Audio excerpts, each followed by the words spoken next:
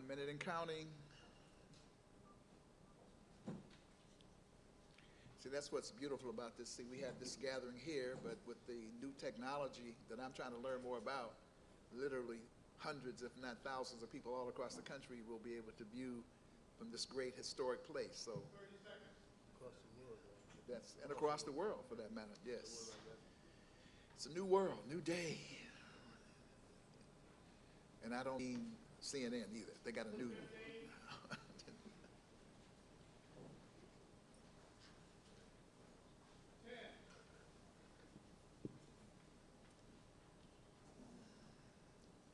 5, 4, 3. Good evening. Y'all can say good evening. Good evening. Good evening. All right, my name is Dr. Ron Daniels. I'm president of the Institute of the Black World 21st Century, and we're delighted to be here at Metropolitan AME Church, one of the great citadels of faith and action in the entirety of this country and the world. Let's just give them a big round of applause right off the bat. Right?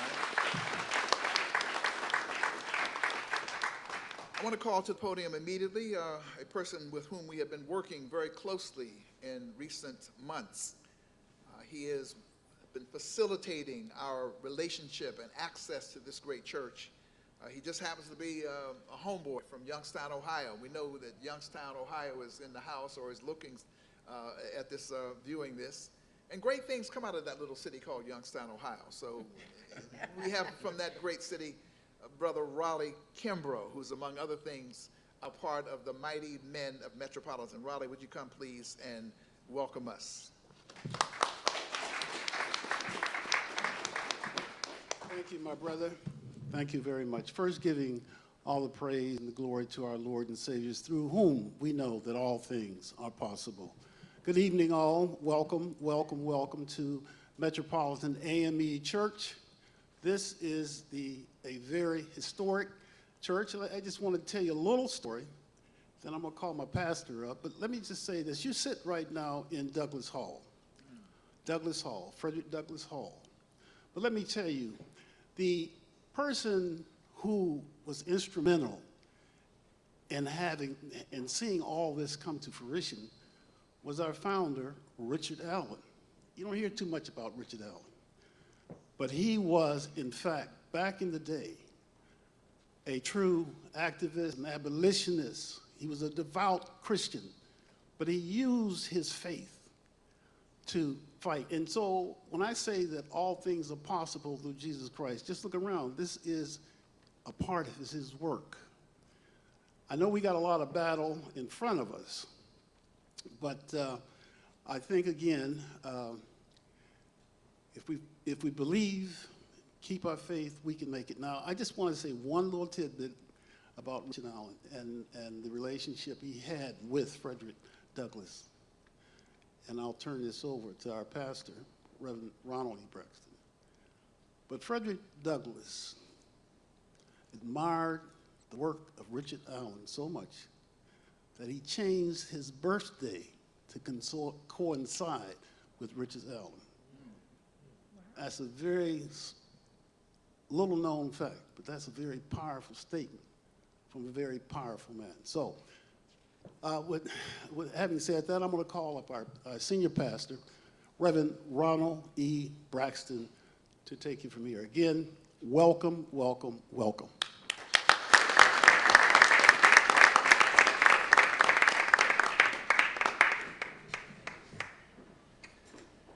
Thank you so much, Stuart Raleigh Kimbrough.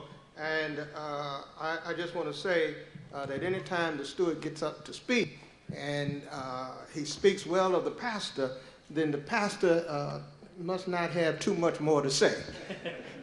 But I do want to take this moment and this opportunity to thank Dr. Daniels for coming to this historic site and this sanctuary tonight to move us a step forward in the efforts that he's concerned about, that we're concerned about, and the struggle of which we are a part. Stuart talked about Richard Allen. 3 years from now, the African Methodist Episcopal Church will have been on the scene in America for 200 years. There is nothing else around that's black, African American, that can say they've been on the scene for 200 years in America. This particular congregation has been on the scene in Washington, D.C. for 175 years.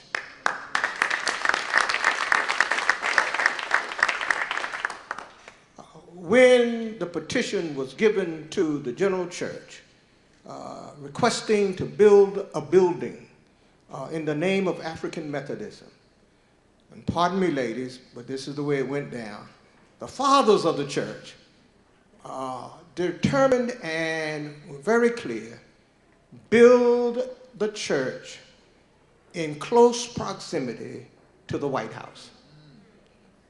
Did you hear what I just said? They had in their minds that they wanted a free institution where African Americans, black people, Negroes, colored people, somebody ought to say amen, could assemble and raise their voices of power.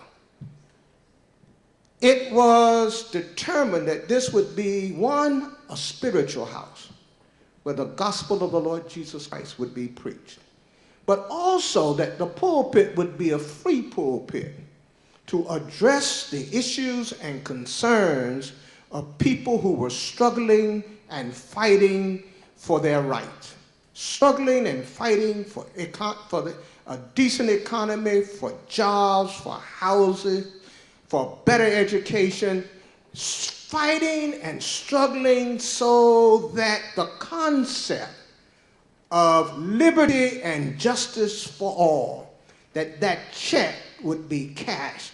And if not so, there would be a voice close to the White House to cry out.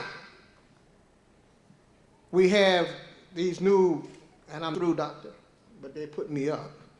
We have these new windows here. And at one point in these windows, we will put the frame and the freedom papers of one of our members who was freed by Abraham Lincoln. We have her papers. The story is that the pastor of this church, Daniel Payne, walked from here to the White House and sat down with Abraham Lincoln and asked Abraham Lincoln if he was going to sign the freedom papers for African Americans in the District of Columbia. He then questioned and prevailed on Lincoln to do that. Lincoln did not give him an answer. He left the White House. 2 days later, Lincoln signed the Emancipation Papers for the District of Columbia. On that Sunday, the record shows that upstairs in this sanctuary, filled to capacity, the people cried out, "We are free, we are free, we are free." That the process of worship stopped, and the people were so excited that all Payne could do was calm the people down until the Spirit prevailed enough for him to preach the gospel.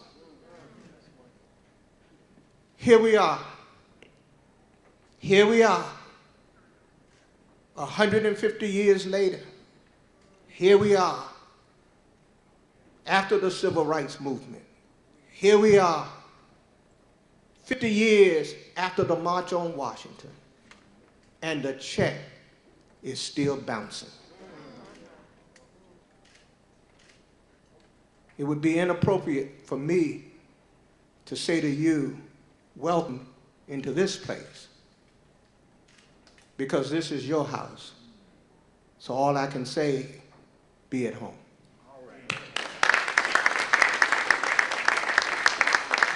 Oh, you do better than that. A warm round of applause for Reverend Ronald Braxton.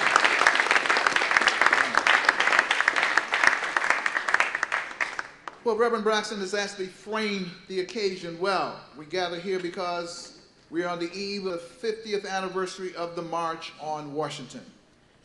No argument that it was one of the greatest and most important and one of the most decisive moments in the history of this country, and certainly the history of Africans in this country, or black people or coloreds or whatever. So we'll do the whole litany of folks, all right?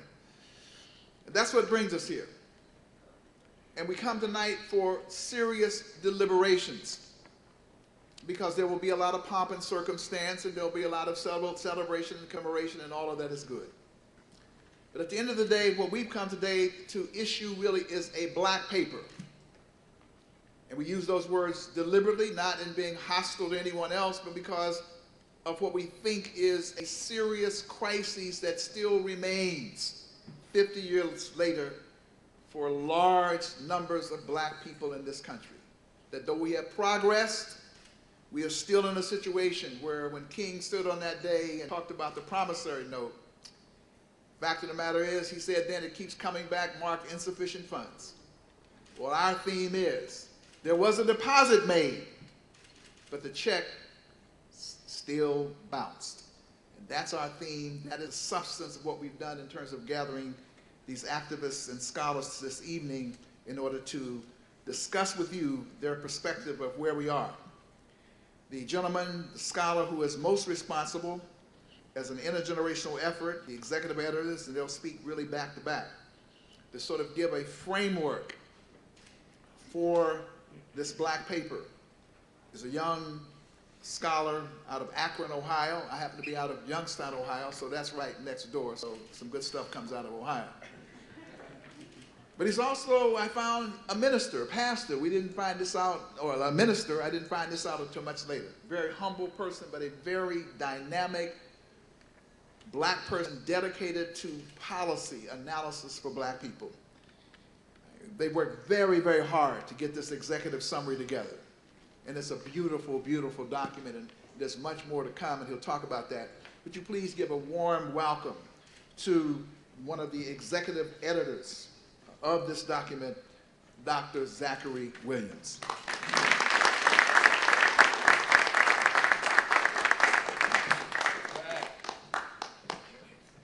Thank you, Dr. Daniels, and first giving honor to God, to Pastor Braxton, to Brother Kimbrough, and to distinguished colleagues, and also to the Metropolitan family and to visitors and friends. My charge this evening is to give you an overview of the black paper.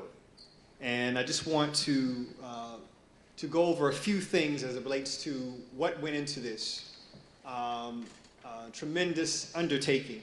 I want to thank my colleague, Dr. Mtangalizi Sanyika, for collaborating to put the black paper together. Could not have done it without him. So I want to thank him. The IBW Black Paper is focused on the last half century of struggle from 1963 to the present, in recognition of the 50th anniversary of the historic March on Washington for Jobs and Freedom. It is an effort to offer a perspective, a 50-year reflection on the progress, or lack thereof, of African Americans since 1963, and an effort to suggest strategic directions for the future, which we will hopefully see will reignite movements for democracy and social change in our nation and throughout the world.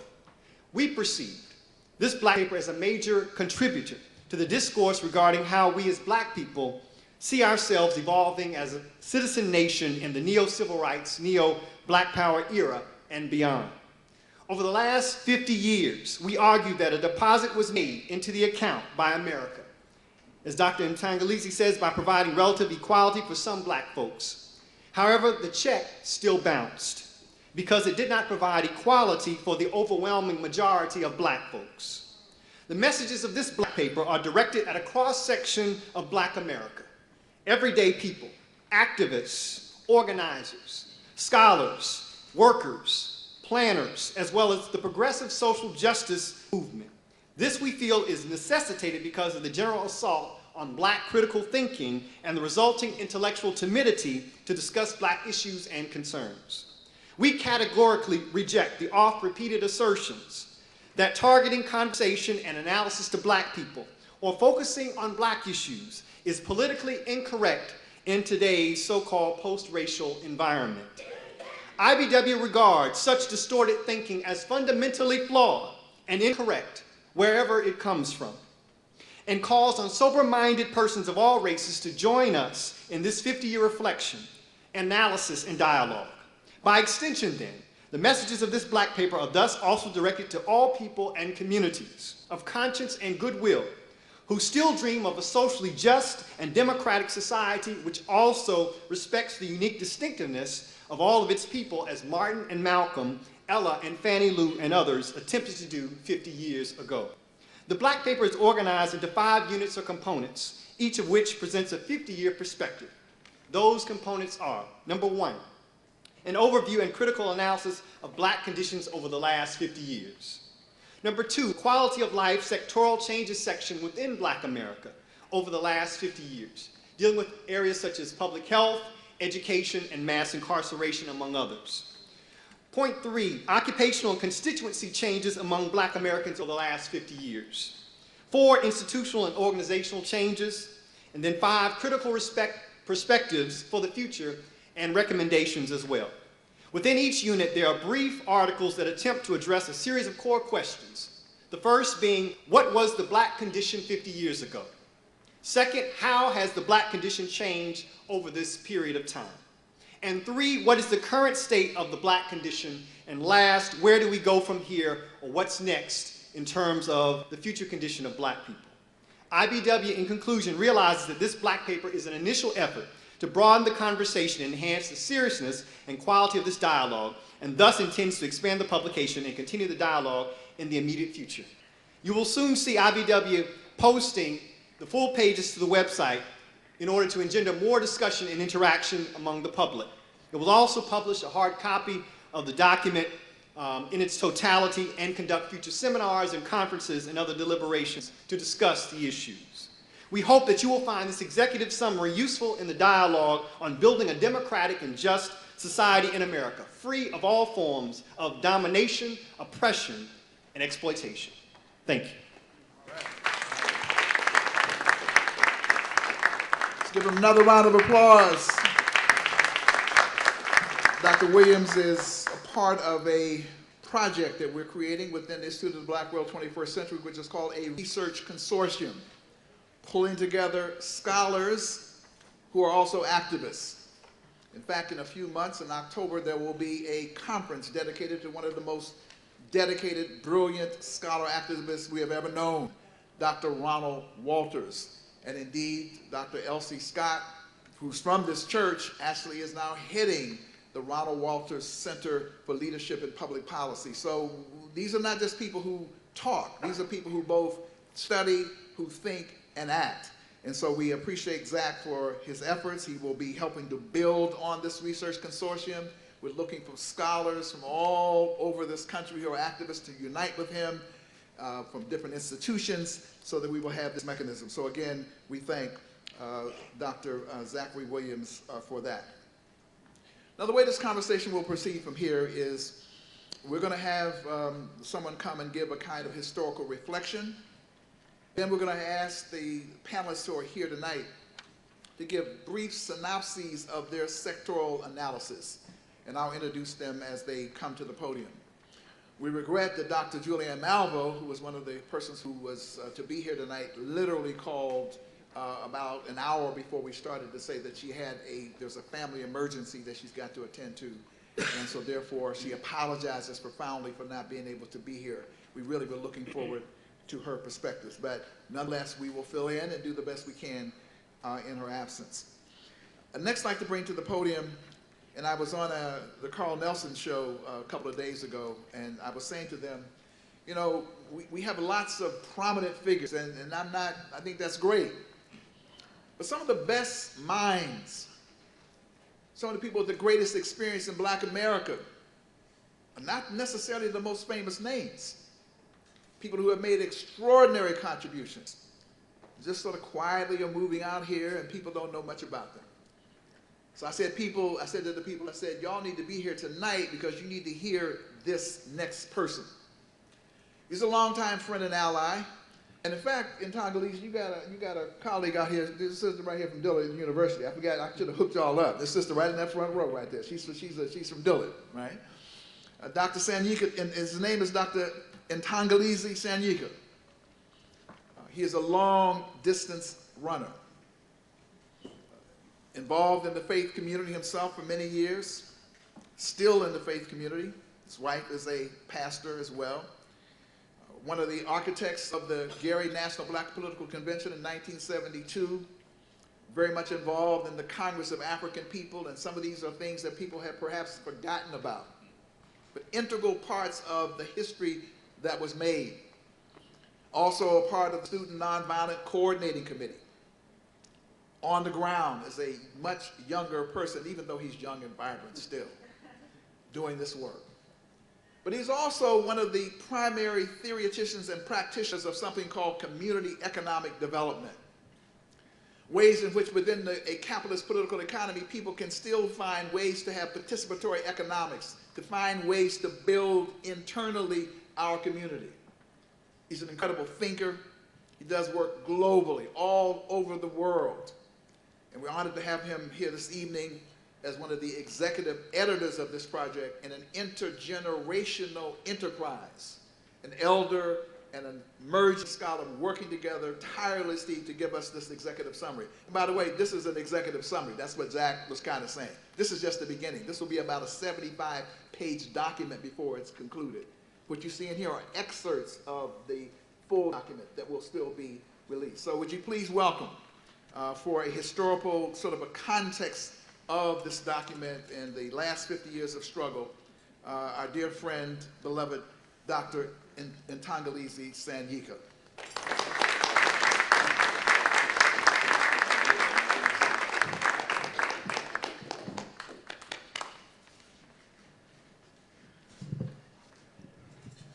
Good evening. Good evening. Or like I like to say, Jambo. Good. How about you? Salam alaikum. What's going on, y'all?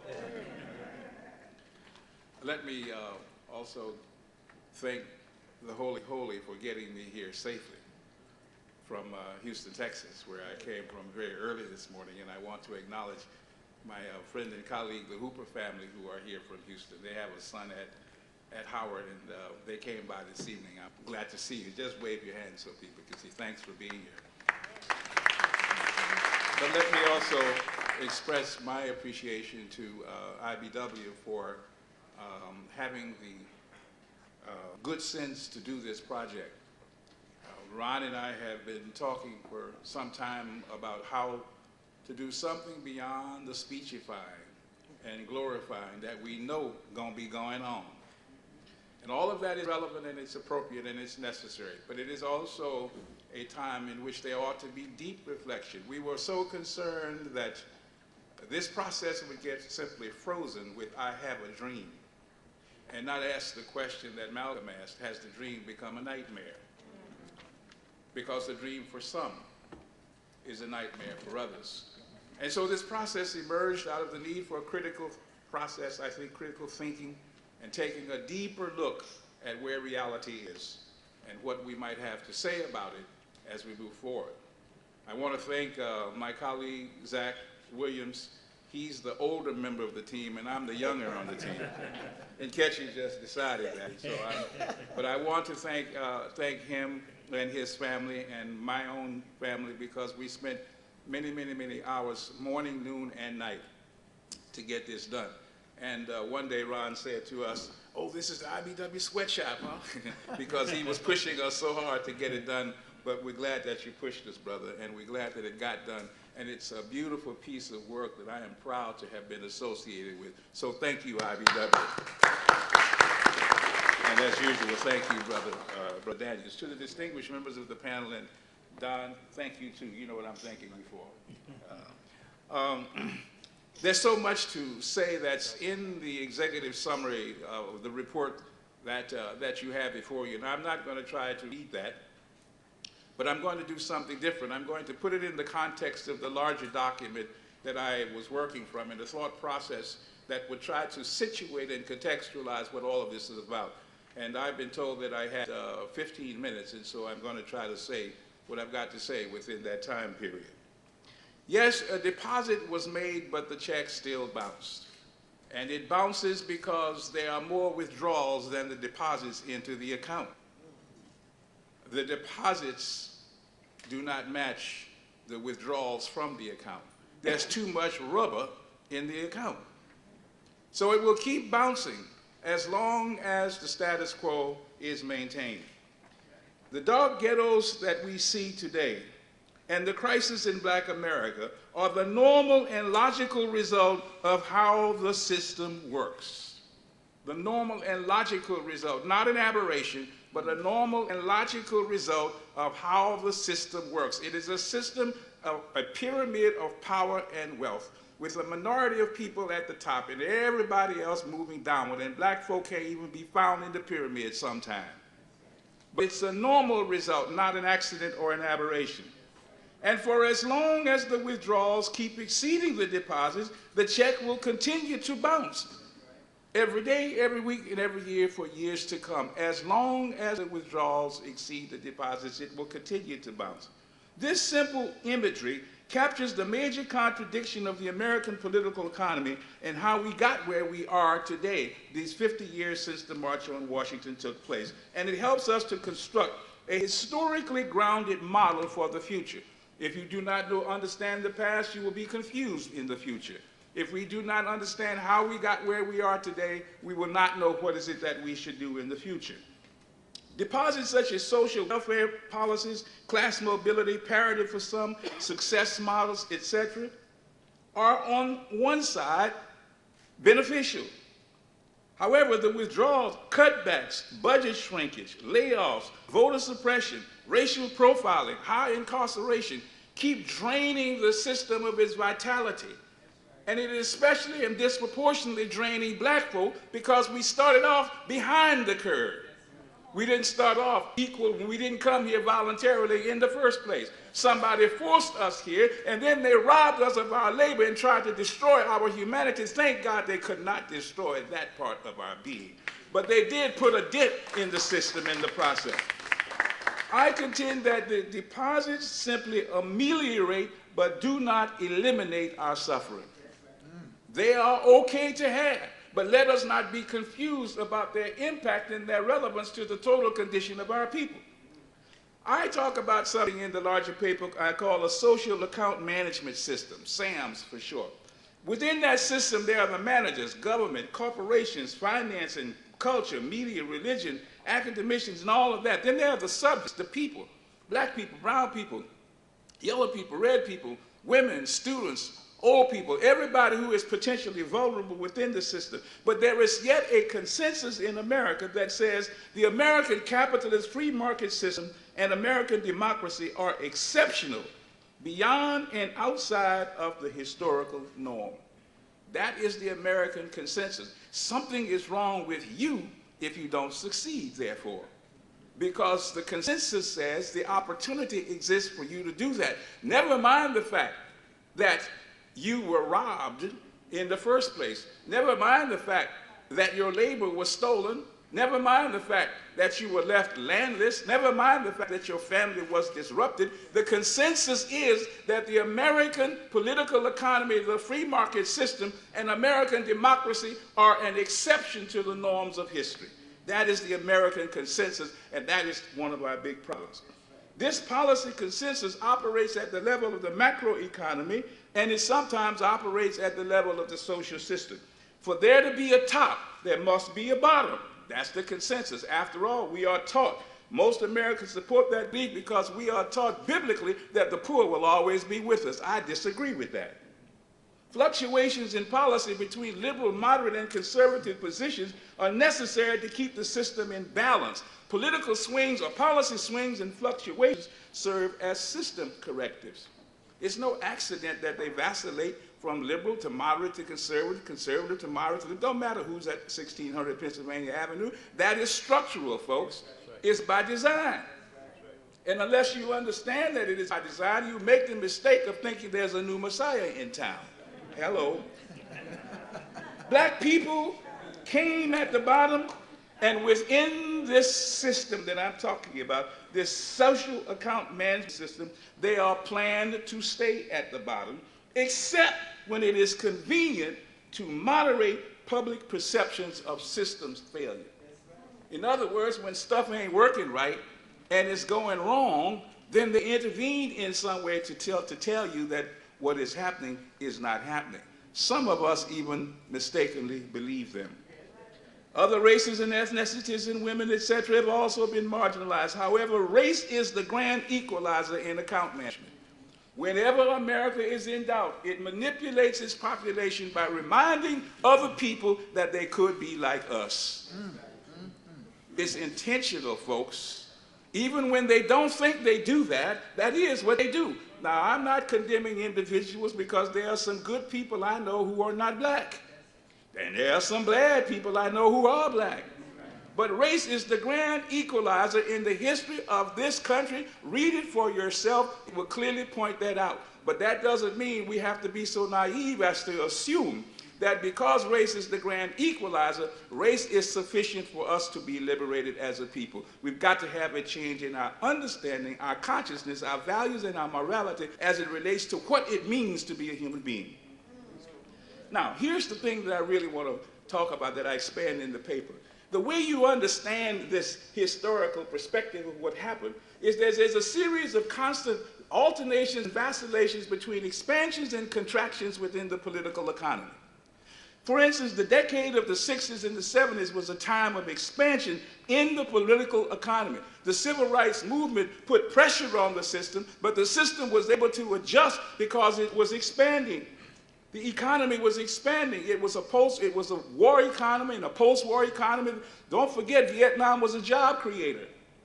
For all those black men and women who went to the military and gave up their lives, they were paid. It was a job, people. So that there was an expansion that the civil rights movement simply edged along, and the American system had to relinquish on the global embarrassment that it was not a democracy after all.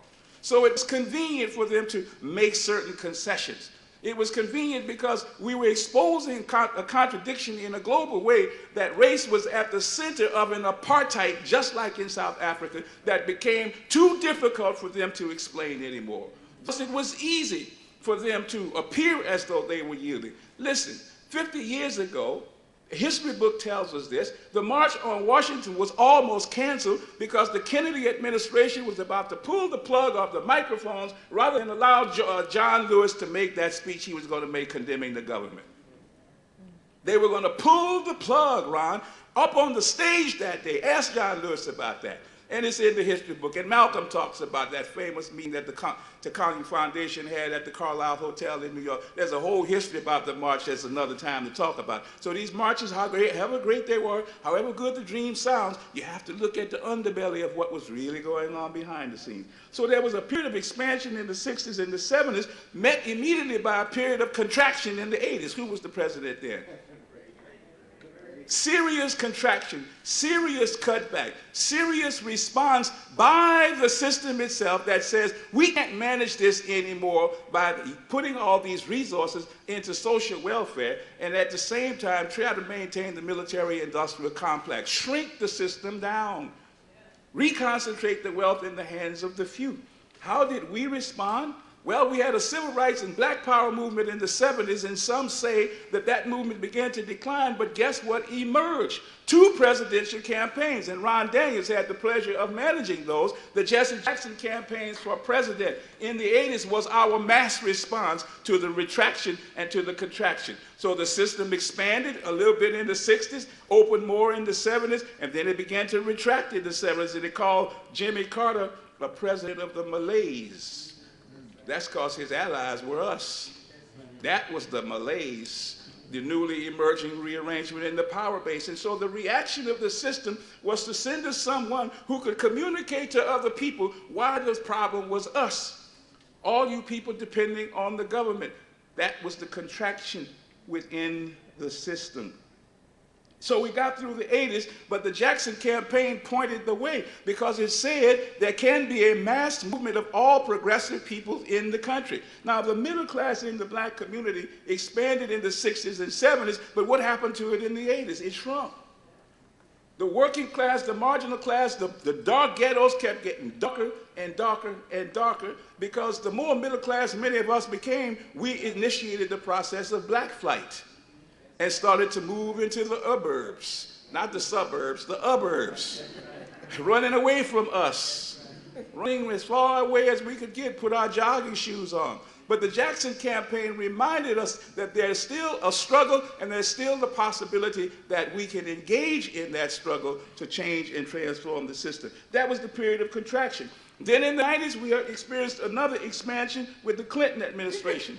Yeah, more black people became middle class, but look what also happened on the flip side. Higher incorporation, reduction in the social welfare system. So you got a mixed message there. So you went from expansion to contraction to expansion, and then what happened in the 2000 era? Contraction almost to the point of collapse. So you see, the system goes through these back and forth dynamics. We organize social movements among ourselves to respond to them. Here's the problem. There are certain fetters that keep us confused, so we don't know why we have a ghetto to this day. We don't know why so many of us are marginal. 67% of African Americans are still highly, highly marginalized. Middle class is only roughly 33% of us, and it's so precarious and fragile, if it missed one paycheck, it'll be out of existence. So, but there's some things that cause fetters. One is this myth of a post-racial society. The second is the deconstruction of people being low and moderate income. You don't hear that anymore. You don't hear about that. You hear about the middle class. There was a paradigm shift, and it was intentional in relationship to this expansion, contraction, expansion, contraction. What the system was saying is the dark ghetto cannot be accommodated. We will accommodate the middle class because the middle class is the engine of the global economy of the future. We don't know what we're going to be doing about all these poor people, 44 million of them. We don't know what we're going to do about the marginal. We don't know what we're going to do about people who need help and can't make it. We would give them a little bit of this and a little bit of that, but the check is going to still bounce because we're going to be more withdrawals than deposit every day of the week. So over the last 50 years, we have a ghetto out of structural necessity, not out of an accident. Thank you. The other fetter that's in the system is the neocons and their apologists. They're becoming apologists. They've got us believing we, the victims, are the problem. You are a victim, and so you are the reason the system has a problem because the system cannot respond to what your needs are. The spatial recycling within black communities from white flight, then to black flight, now back to white relocation. It's an interesting dynamic. So the ghetto is functioning in more than one way. What was dark has become vanilla, and it's getting lighter all the time. It serves a useful purpose, surplus labor, low-wage service labor, and it's a source of heroic myths that perpetuate their narrative. Up from the bottom by your bootstraps. More entertainers and athletes go on television to tell us how things were so bad, but look at how they made it. That's what I mean by the heroic myth. Social movements are necessary as the grand corrective, the balance to recalibrate this dysfunctional system.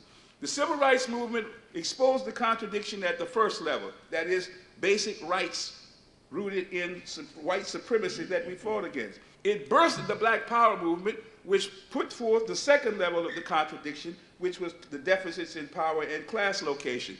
Now there's a need for a new kind of movement, which I call a level 3 system overhaul and reorganization. A new democracy beyond the market and the state. One that is rooted in justice, cooperation, human-centered and people-driven and sustainable from the bottom up. We have matured. It used to be a battle between integration and separation. Remember? Now it's transformation. Neither one of those or the other, but something new.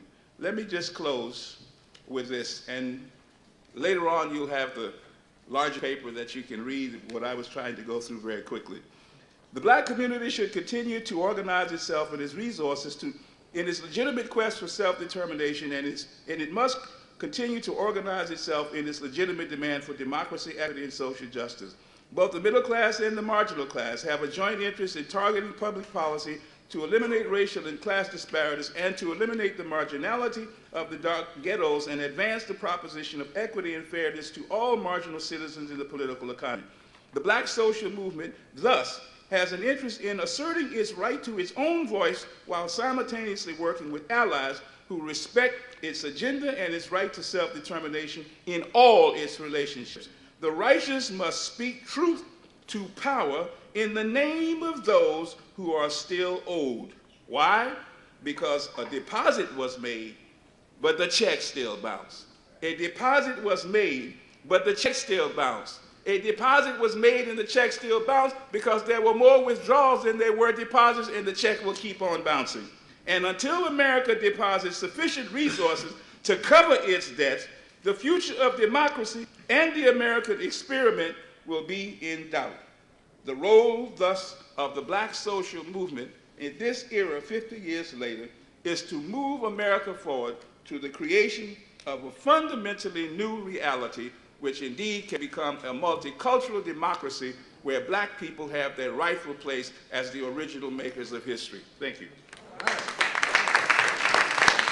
All right, Dr. Condoleezza Sanika. Now, I'm not too good on this social media, but Sister Nkechi Taifa, who's become this great social media person, says I'm supposed to tell people who are watching this that you should tweet. Not chirp, but tweet, right? It's hashtag IBW Black Paper so that other people can join the conversation and whatever. I hope I can learn to do that pretty soon. But anyway, did I say it right? Did I get it right? I get it all right. Okay. All right. Good. I'd like to recognize one of the great young progressive hip-hop artists, rap activists. You'll hear a lot from him. He was here with us on the day of direct action. He is in the forefront. 100 black youth who are making change. They've been mentored by Harry Belafonte. They take the mentoring seriously. They don't call him a boy. You know, we had one of these great moguls called Harry Belafonte a boy. Call him out. And then we had somebody do some stuff around Harriet Tubman, right? I mean, there's something going on here that we need to deal with. But Brother Jaziri X is in the house. Stand up and let him. Brother Jaziri X is in the house. Glad to have you here, brother. And I told y'all Youngstown, Ohio was going to be in the house, too. There's some people just came in from Youngstown, Ohio. Mercedes and Kenneth. Can y'all stand up and let them know that Youngstown is in the house?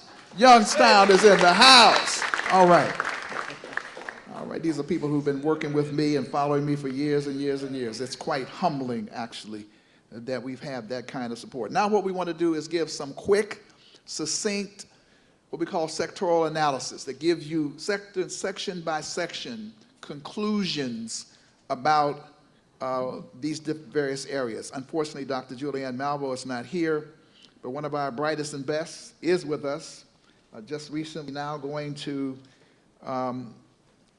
as Associate Professor of Political Science at Howard University. He's a political analyst and radio and television commentator. I think he was just at George Mason, was it? George Mason University. You see him out there. He is one of our brightest and best, and it's good to see these young, as Maya Angelou said, these young, strong warriors coming on the scene. Would you please welcome to talk about black politics, Dr. Michael Fauntroy.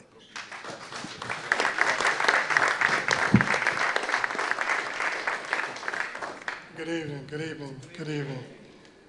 Thank you, Dr. Daniels. It is true, on Tuesday, I will teach my first class at Howard University. After 11 years at George Mason University, I'm looking forward to that. I am trying my hardest to live up to the teachings, if you will, of someone I consider an ultimate scholar activist, and that's Ron Walters, with whom I took courses when I was a graduate student at Howard University, a little longer than I care to say.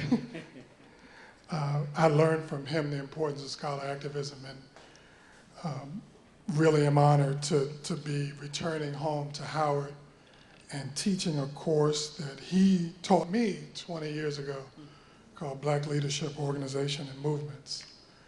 So I'm really excited to return to Howard. I'm really excited to turn up the heat a bit on my own personal scholar activism. I'm thankful to be in this historic house and was touched by some of the words that we heard earlier about what this congregation has meant to black people in this city. My family's been in this city since the late 19th century, so I'm excited to always be able to hear stories about the history of this city. I'm also honored to be a member of this project. You know, I have a tremendous amount of respect for Dr. Daniels, and you know, I'm pretty much prepared to sign on to whatever he asked me to do. He sent me an email, gave me a call, and said, "We'd like for you to do this." And I said, "Okay, I'm on board." And he says, but we're going to need it in about 10 days. And I have learned that that's how he rolls. And so I did my best to get it to him on time, and I hope that it lives up to what he was hoping for. Dr. Daniels mentioned I'm an associate professor of political science at Howard University, and for the previous 11 years I was on the faculty in the School of Public Policy at George Mason University. And I come out of a scholar activism tradition, very much interested in black electoral politics, the role of African Americans in party politics, and so this project was right up my alley. I am very much interested and focused on politics, and as you will know, as you undoubtedly noted when you look through the executive summary, we are a variety of people from a range of activities who are trying to bring our own perspective on the issues that sort of drive us. And so as the lawyer sees the world in sort of law and justice, and as the business owner sees the world in profit and loss, and as the mathematician sees the world in numbers and angles, I come out of a political tradition, both as an activist and a scholar, and so I see the world in political terms and believe that much of the problems that we have are rooted in politics, and I also believe that many of the solutions that we have can also be achieved through political ends. So when I was asked to write about black electoral politics, I thought, well, okay, this is something that's right along my path. And so my essay is entitled Black Electoral Politics, Progress in the Face of Continued Resistance. And I think it's undisputed that we have significant progress depending on how you want to characterize progress, but there's also no question that there's a tremendous amount of pushback and resistance to black electoral politics. So I want to begin with assessing or answering what I think to be a pretty sort of basic but also convoluted question, and that is, what is black electoral politics? How do we characterize black electoral politics? And is the way we characterize black electoral politics appropriate and accurate given where we are and where we need to be? So from my perspective, black electoral politics is the political behavior of African American elected officials and of black voters who seek to get more African Americans elected to office. Now, this behavior is characterized by a variety of things, be it geography, demography, the general political climate in which we operate. And so it raises some historical and some interesting questions. For example, do we consider black electoral politics for those elected officials who represent non-majority black constituencies the same way that we characterize those who represent majority black constituencies? And if not, what does that mean for what does that mean for where we should be politically? So how do we deal with those who represent non-majority black constituencies? How do we compare black liberal elected officials and their black conservative counterparts? You know, should we always be about the business trying to maximize the number of black elected officials? Is the quantitative result of black political behavior the best way to manage to assess black political empowerment? And does the reliance on a strategy of quantitative black elected officials instead of a goal of something different like influence districts, for example, in state and national legislatures, ultimately impair black political empowerment? You know, we focus a lot on national politics. I get that. I think that's an important factor and something we need to be concerned about. But what about what goes on in state legislatures across the country?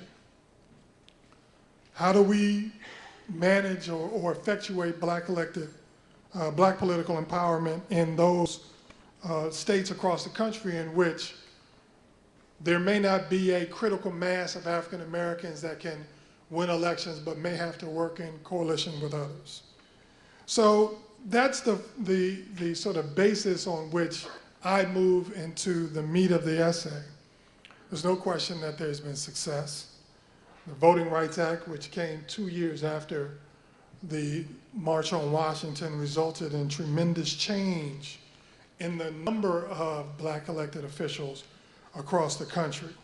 As is noted in the executive summary, and I won't go through it all here, in 1968 there were 248 black elected officials across the country. In 2013, there are more than 10,500. Numerically, there's no question that that is progress. But African Americans are still underrepresented relative to the numbers of African Americans across the country when you consider local, county, state, and other elected positions. So we can say at some level there's been tremendous progress, but at the same time that progress has not resulted in the kind of change and profound structural reform that Dr. Sanyike mentioned in his comments.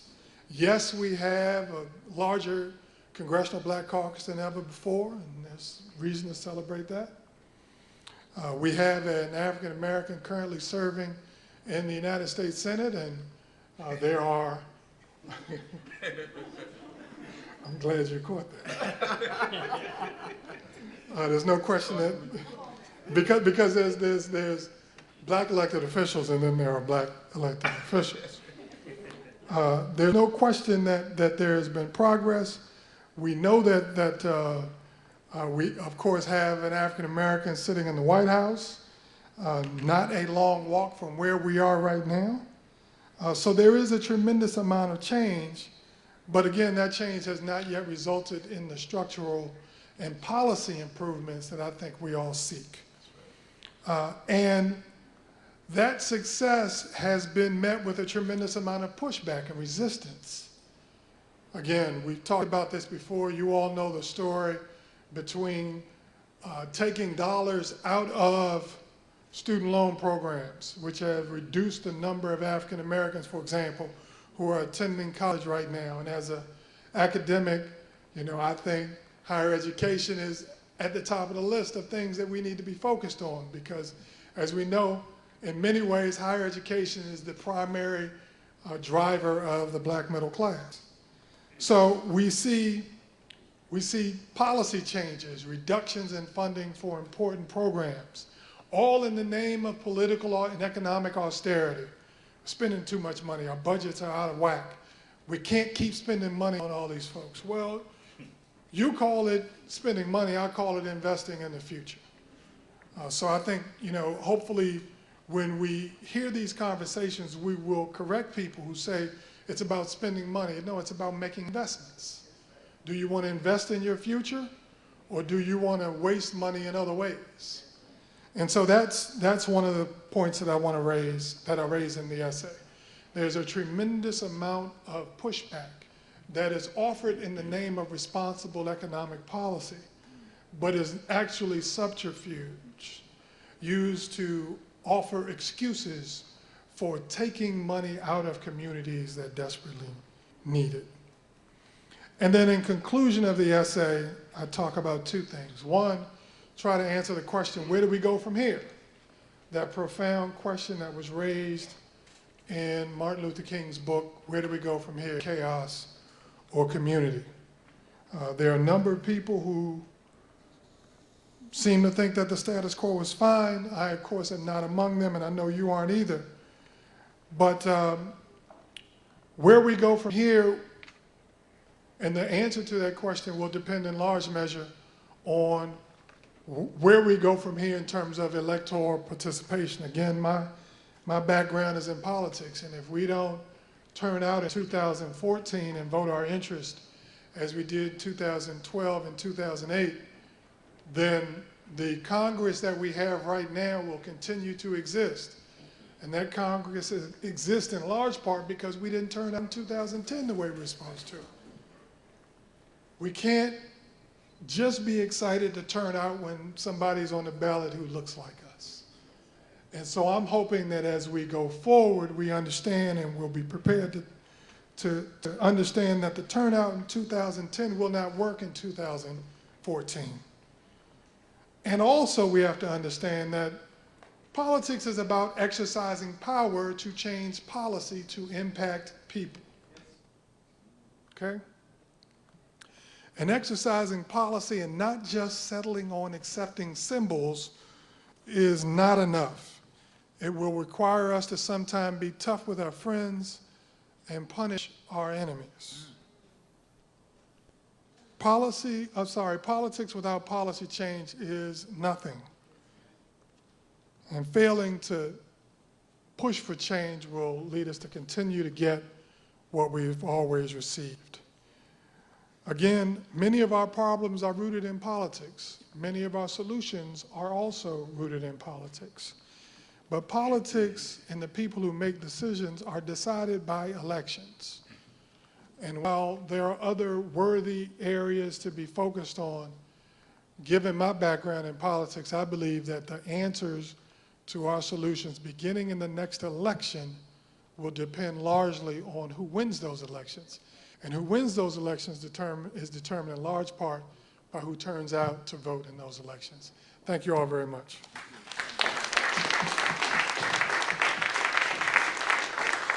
Okay, moving right along, we'd like to bring a very dynamic sister to the rostrum who has been out here many years doing incredible work. She's an author. She writes children's books. She is an attorney. She's a veteran, really, of the Black freedom struggle. But she comes today as one of the foremost advocates of criminal justice policy reform. And along with her colleagues in the Just Roundtable, and I see some of them here today, Justin McCurdy from the ACLU is here, and others. They have worked to help bring some reforms. One of the signature achievements was reducing the disparity between powdered and crack cocaine that was once 100-to-1 down to 18-to-1 is still too much. But at least that's been done, because the whole question of mass incarceration, as Dr. Sanyika alluded to, is one of the principal contradictions we face. And obviously the Institute of the Black World 21st Century is working on that. In fact, we were right here at this church where we marched on the White House to call for an end of the war on drugs. So would you please welcome Attorney Nkechi Taipa, Senior Policy Analyst for the Open Societies Foundation.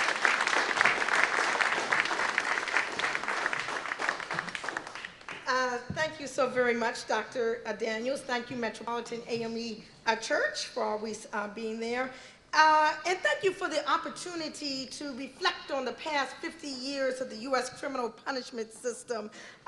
In my essay, that will be part of the Black paper, it's going to be called 50 Years of the Criminal Punishment System, Justice or Just Us?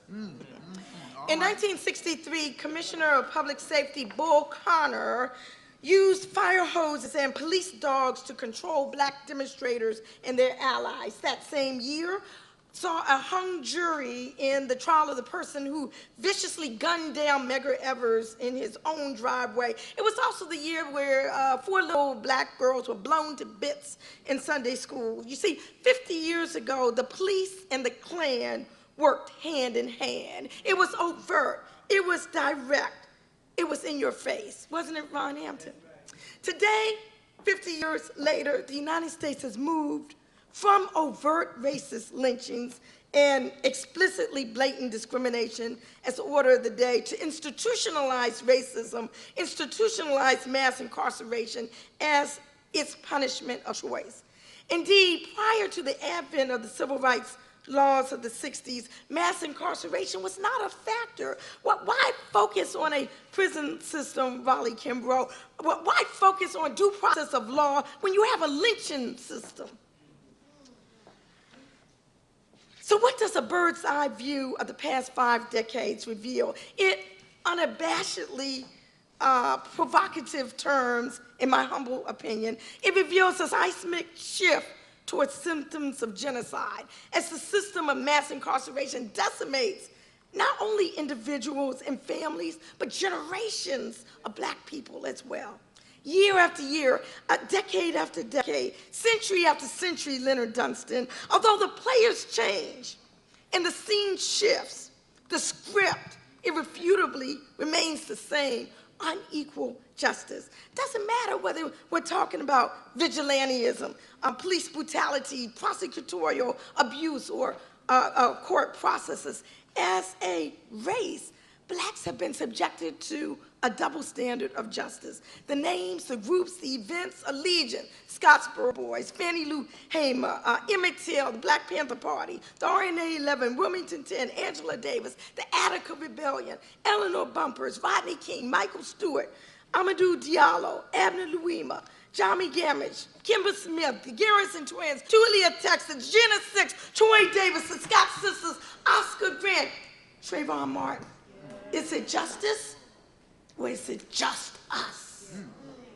The United States holds the dubious distinction today, Brother Imamu, of having the highest incarceration rate in the world, with over 2 million people behind bars, a 500% increase over the past 30 years.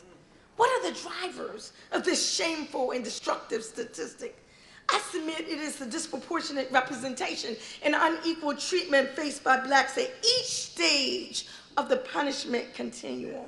We're talking about stops and arrests based on racially discriminatory profiling, police misconduct and brutality, abuse of prosecutorial discretion in decisions of charging and pretrial detention. We're talking about the skewed system of plea bargaining, the lack of diversity in jury pools, the improper use of peremptory challenges to remove Blacks from juries. We're talking about increasingly harsh, rigid, unconscionably lengthy mandatory minimum sentences, Karen Garrison. We're talking about the racial application of the death penalty and legalized discriminatory treatment based on one's former felony status, Yango, in employment, in housing and education, public benefits, and franchise. And that's just the tip of the iceberg, as the military-industrial complex of yesterday has morphed into the lucrative and disturbingly profitable prison-industrial complex today, where the deprivation of liberty is powered in large part by the money motive, where the private prison industry has economic interest in keeping sentences long, and where prison business may seek to maintain high prison occupancy rates, even in the absence of need, where you have speculative prison building based on the test scores of Black boys in 3rd grade, and where multi-billion-dollar prison and crime control expansion is forcing cuts in education and job training and other social services, the very programs which address the root causes of crime. So it's not surprising, Reverend Dr. Gravely Curry, that after the Civil Rights era, we see the advent of more and more punitive criminal punishment laws, which have caused the rate of incarceration of Blacks to astronomically rise. And the laws today are often not intentional, but rather institutional in nature, where disparate treatment is codified within the structural fabric of social institutions and manifests without the need for a specific person, a distinct actor, to perpetuate a discriminatory act, We're talking about statutes and rules and policies and procedures, practices operating alone or together that disproportionately impact people of color. The racism of today, Jocelyn, is subtle and structurally embedded in police departments and prosecutor offices and courtrooms. It is found in laws that look fair, but nevertheless have a racially discriminatory impact. Just flashing through the decades, Taiwan, we see that the 70s brought the Supreme Court ruling that the death penalty was not unconstitutional, reinstating states' ability to execute. The 80s was shepherded in by the war on drugs, which in practice, Ron, as you know, is a war on black communities with the institution of the Anti-Drug Abuse Act, which grossly differentiated between crack and powder cocaine and sentencing and instituted broad conspiracy provisions which caused more and more low-level people and increasingly women to be subject to these laws. And the end of the decade ushered the proliferation of metal detectors and school resource officers in many schools, the first step down the slippery school-to-prison pipeline. And it was during the 80s, Charlotte, that the prison population exceeded the 1 million mark. The 1990s, Lydia, brought even more draconian measures, in particular the Crime Bill of 1994, which included the largest expansion of the death penalty in modern times, the proliferation of scores and scores of mandatory minimum sentences, the institution of the federal three strikes law, the trying of 13-year-olds as adults, and a refusal to address the infamous crack powder cocaine disparity, and money to states to build more and more prisons in exchange for the adoption of measures that keep people in prison for longer and longer periods of time. The turn of the century saw the prison population rise to 1.4 million people incarcerated. And today, now, Dakari, there are more than 2 million people behind bars. The new century also saw massive numbers who were sentenced to unconsciously long mandatory minimum sentences during the 80s who are now beginning to be released from prison after serving long 10, 15, 20, 25 years and more behind bars, many of whom were first-time nonviolent offenders, finding themselves confronted with a plethora of obstacles and discriminatory barriers to successful reentry into society, negatively impacting employment, housing, education, public benefits, and voting solely as a result of one's prior felony status. Chester, it's past time that we confront the disastrous policies of the past half-century. This country's mammoth experiment in mass incarceration has been an abysmal failure, producing conditions of life calculated to bring about the destruction of a race. Kudos to Michelle Alexander for popularizing the analogy of today's system of mass incarceration with earlier systems of social control, such as Jim Crow. Yes, Rasafiq, we're talking about the institutionalization of second-class citizenship once one is released from imprisonment. Yes, we are talking about disparate treatment and profiling, arrest, and sentencing. But we may also be talking about the possible extermination of generations as well.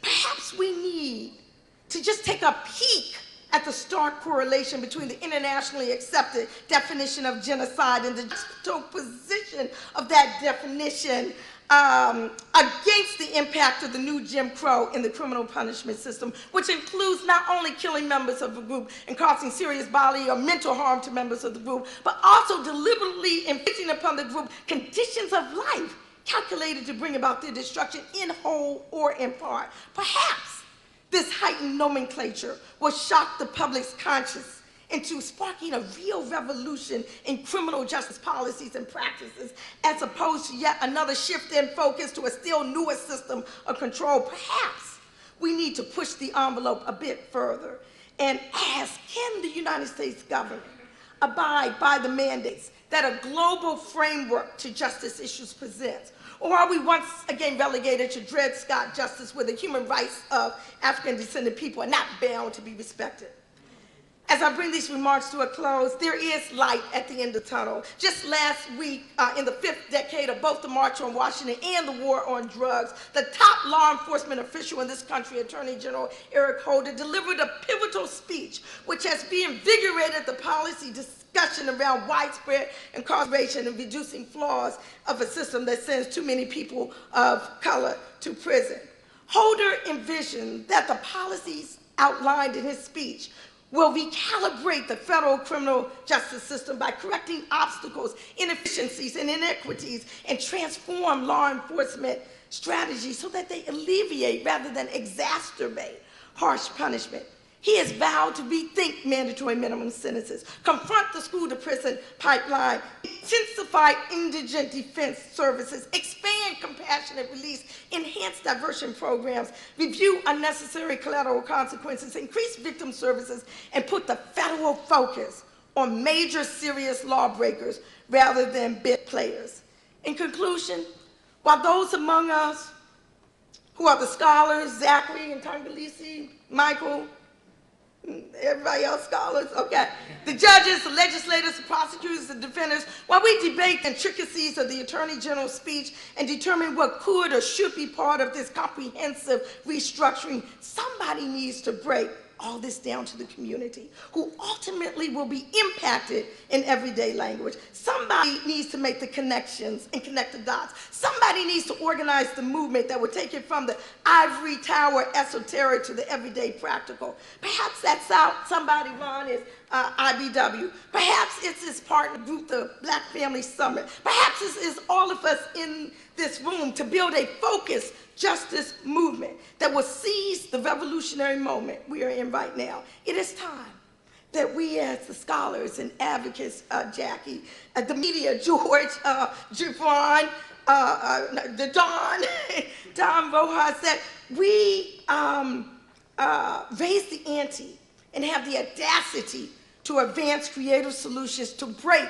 the criminal punishment continuum once and for all, and fashion new systems based on prevention rather than punishment, compassion rather than criminalization. The mass incarceration, the mass criminalization, the institutionalized genocide of Black people must end. What we need, Ron, is justice, not just us.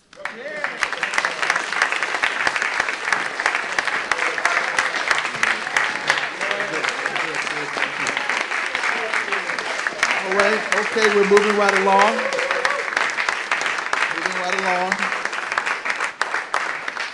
I want to give a quick out to Brother Yango Sawyer, who's here, WPFW. Let's give him a quick round of applause. I'd like to also say that Make It Plain on Sirius XM 127, Mark Thompson, y'all know him. He's been sampling this program while it's been in progress. Baba Leonard Dunstan on the board of the Institute of the Black World 21st Century. We're going to give him a quick shout out. Mommy activist Karen Garrison, let's give her a quick shout out. And there's some others that we will acknowledge as we move along. So we're moving right along, so y'all be patient with us because this is deep stuff. Now we want to talk about environmental justice. And to bring that presentation to us as a part of this black paper, the deposit was made, but the check still bounced. We want to know what's happening with the environment or environmental racism. Sister Jackie Patterson is the Environmental Climate and Justice Director for the NACP. In fact, I think it's fair to say that she had something to do with the fact that the NACP recently signed a memorandum of understanding with FEMA. I think she had an instrumental role in that process. She's a coordinator of the Women of Color United and an adjunct faculty member at the Howard University School of Social Work. Would you please give it up for Sister Jackie Patterson?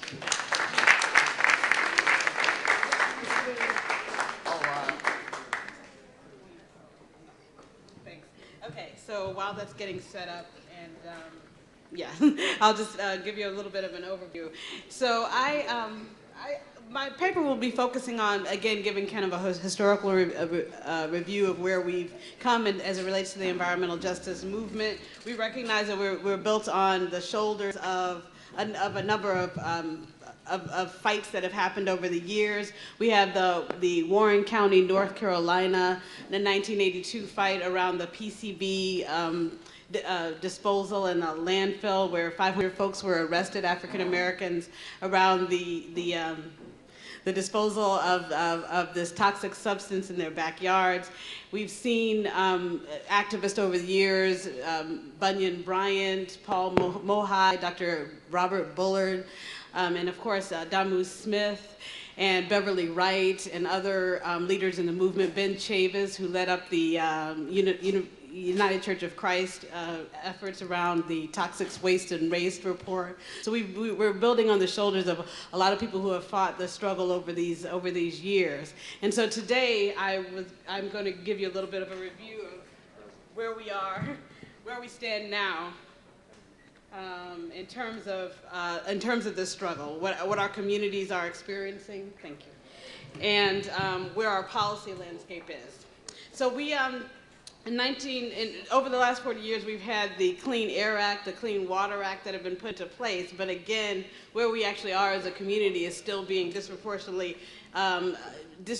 exposed to a number of toxins in our community. We have a situation where our natural resources are being continuously extracted in a way that's damaging for our communities and damaging for the planet on which we depend on for our survival. Our communities are particularly intimately involved with waste because we are the ones who are host to landfills in our backyards. We're the ones who received the bulk of the waste from the BP oil drilling disaster. We're the ones who received this waste in Dixon, Tennessee, where this community ended up where each of the people in the house either had a birth defect or some rare form of cancer because of a landfill that spilled into their water supply. And they drank it for years and years without being notified by the authorities. They were actually drinking water that was laced with trichloroethylene.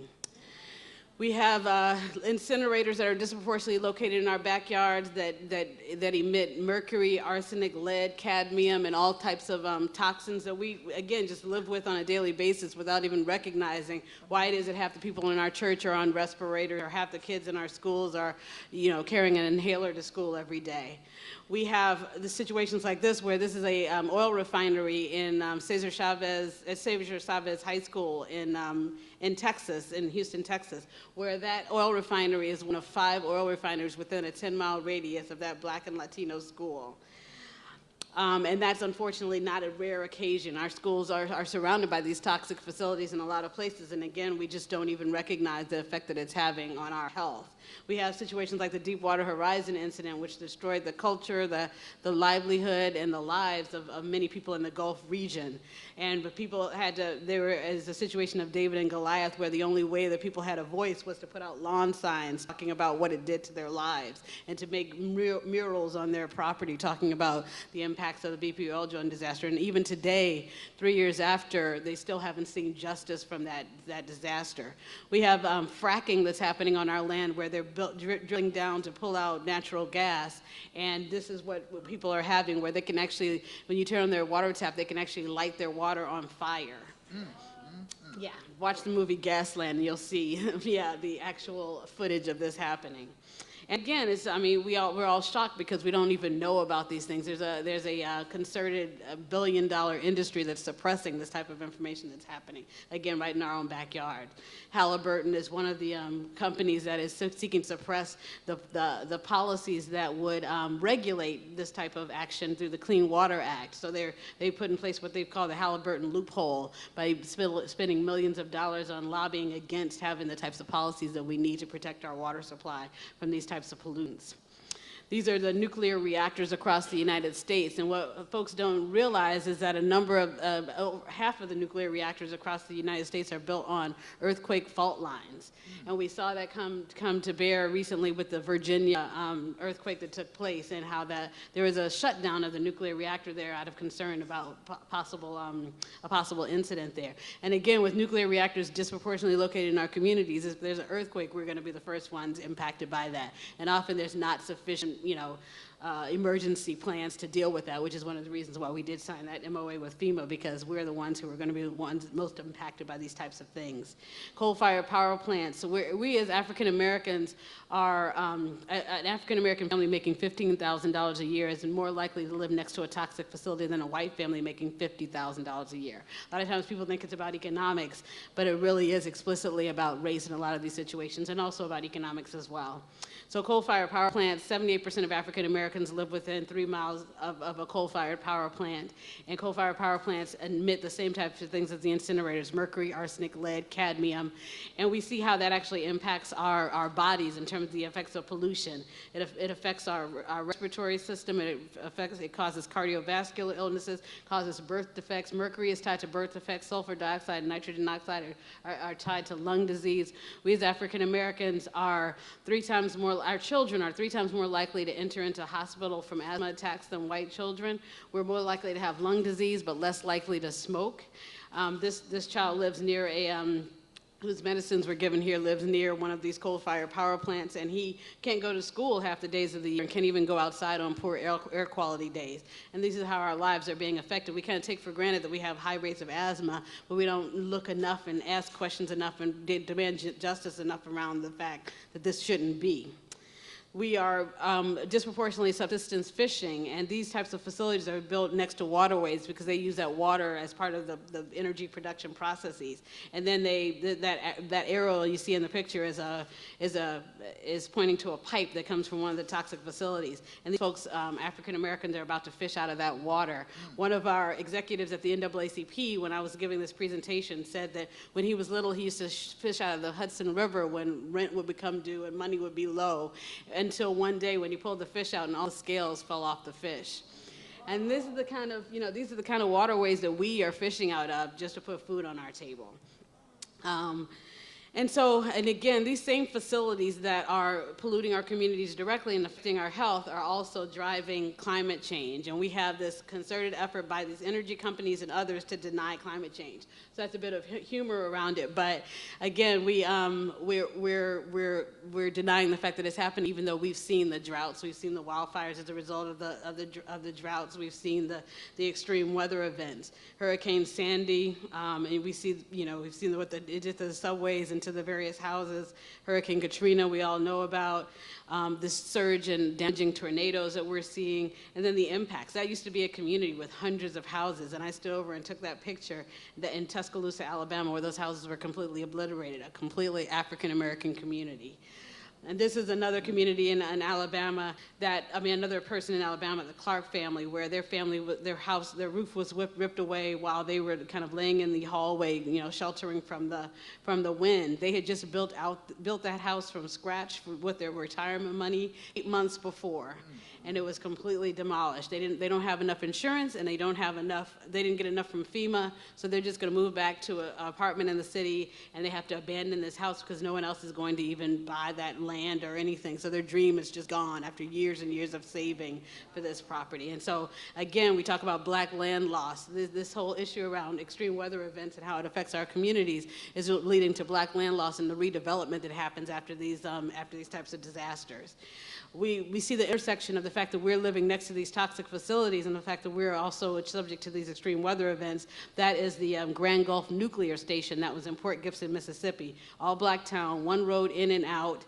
And when the flooding happened in 2011, there was a concern about that nuclear facility being breached. And if it had been breached because of the transportation situation and because of the road, they would have been, trapped in there in terms of the nuclear incident. They wouldn't have been able to get out at all in time. One thing that struck me when I was visiting that town was that when I came in, I noticed that there was a church there that said that they weren't able to get sheltering assistance from the Red Cross, like churches usually do. They get assistance to be able to provide shelter.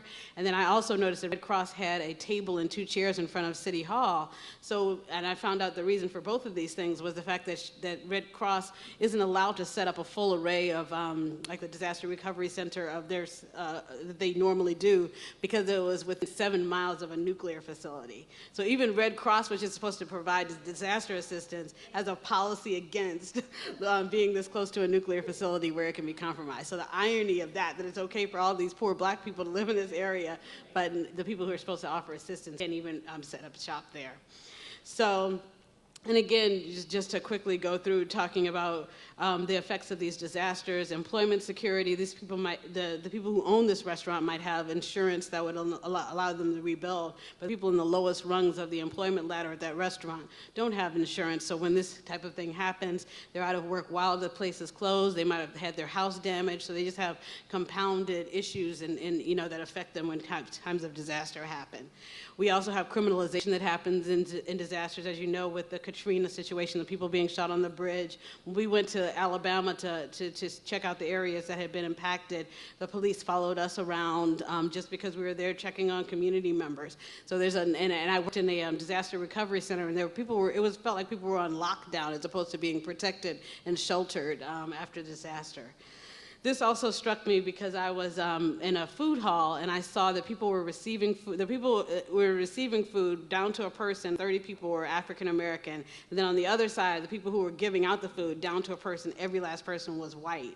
And it just struck me in terms of the who's able to be resilient in this situation, who's most impacted, who's able to be of service after a disaster like this. It really, just that told the story. Similarly, in that right outside that same place, they were having a town hall outside. On stage, the people who had the information, who had the resources, who had the services, the people from Red Cross, FEMA, local government, down to a person white. The 3 people lined up at the microphone to ask questions, needing services, down to a person African American, women, I might add. So, and again, in the Disaster Recovery Center, thank you. The Disaster Recovery Center, same thing in terms of all the folks in there offering assistance, white. Similarly, with shifts in agricultural yields as a result of climate change, we're seeing what once fertile land that looks like this now. So where we are already living in food deserts, we aren't able to even get food from the land anymore, and we're having a situation where we don't have equal access to nutritious and affordable foods. So I'm going to wrap up because I've been given time here. But this is a food desert comparison between what a lot of our communities have access to in terms of the corner store and what other communities have access in terms of the supermarket, and what that looks like on the inside in terms of the stores that have sugars, preservatives, sodium, etc., versus life-affirming, life-giving foods that other folks have access to. Sea level rise, there was actually a meeting underwater that took place in the Maldives to illustrate the fact that pretty soon they're going to be inundated by water. Wow. So they literally did this in the Maldives because within 20 years, their entire island is going to have to move because that's where they're going to be. And that's not just in the Maldives, that's also in Thibodaux, Louisiana. It's in Kivalina Island, Kivalina Island, Alaska, as well as in Florida. So I'm going to wrap up, but just to kind of say the types of profits that are being protected by these companies that are committed to maintaining the status quo that's leaving us on this catastrophic path towards climate change. These are the types of profits being protected by the energy companies who could change to renewable energy and clean energy and get us off of this path to climate change, but instead these are the types of profits that they have to maintain by burning cheap coal and so forth. So. And again, the salaries that these folks are making, $16 million, $9 million, et cetera, annually, versus their lowest paid worker, or the average worker, $33,000. So the ratio is about 289 times that amount. So I'm going to wrap up just to say with this slide, even though there's like 10 others after, but this last slide just kind of is a call to action for us, in which you'll see reflected in the paper. These 3 figures, $40 billion is how much we spent as African Americans on energy in 2009. 1.1% is the percentage of energy jobs that were held by African Americans. And 0.01% is the amount of revenue that our communities gain from the energy sector. So it's an opportunity for us, and it's a call to action, and I will end there. Thank you.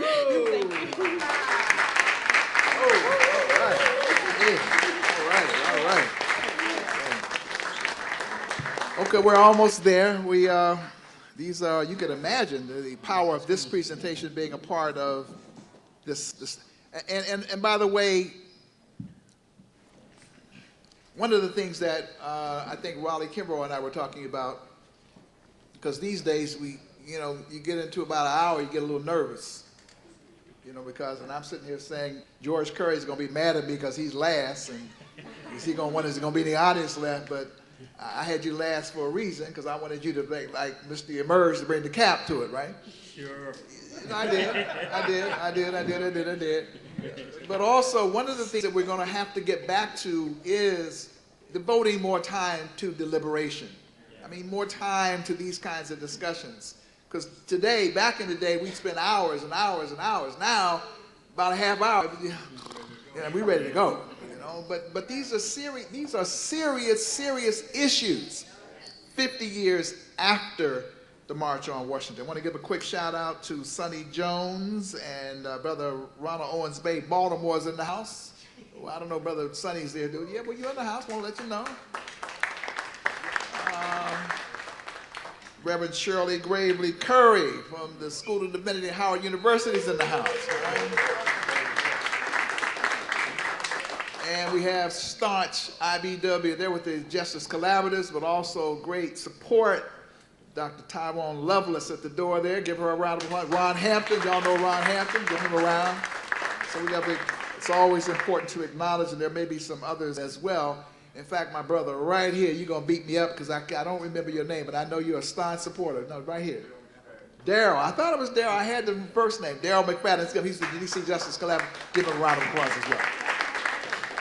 And now we want to we got two more. You know you got to wait for George Curry, so just chill out. George Curry's on the way. But we also want to connect internationally. In fact, when you look through the report, you see some images of Martin Luther King in Ghana. You see Martin Luther King in Jamaica. And so we want to talk about the impact of the March on Washington and the Civil Rights Movement internationally. And we are honored, really, to have another person that many of you may not know. He is one of the great progressive leaders and voices of our time, really. And we're honored to have him now to be a part of the board of directors of the Institute of the Black World 21st Century. I first met him because he was press secretary for one of the great revolutionaries in the Caribbean, Maurice Bishop, and the People's Revolutionary Government there. That's when I first met Don Rojas. Subsequently, he has served as the editor-in-chief of the Amsterdam News. He was the director of communications for the NACP. He's done so many things. Quiet. A lot of people don't know him necessarily, but he is a brilliant, brilliant, brilliant person. Would you please welcome to the rostrum at this stage, Don Rojas.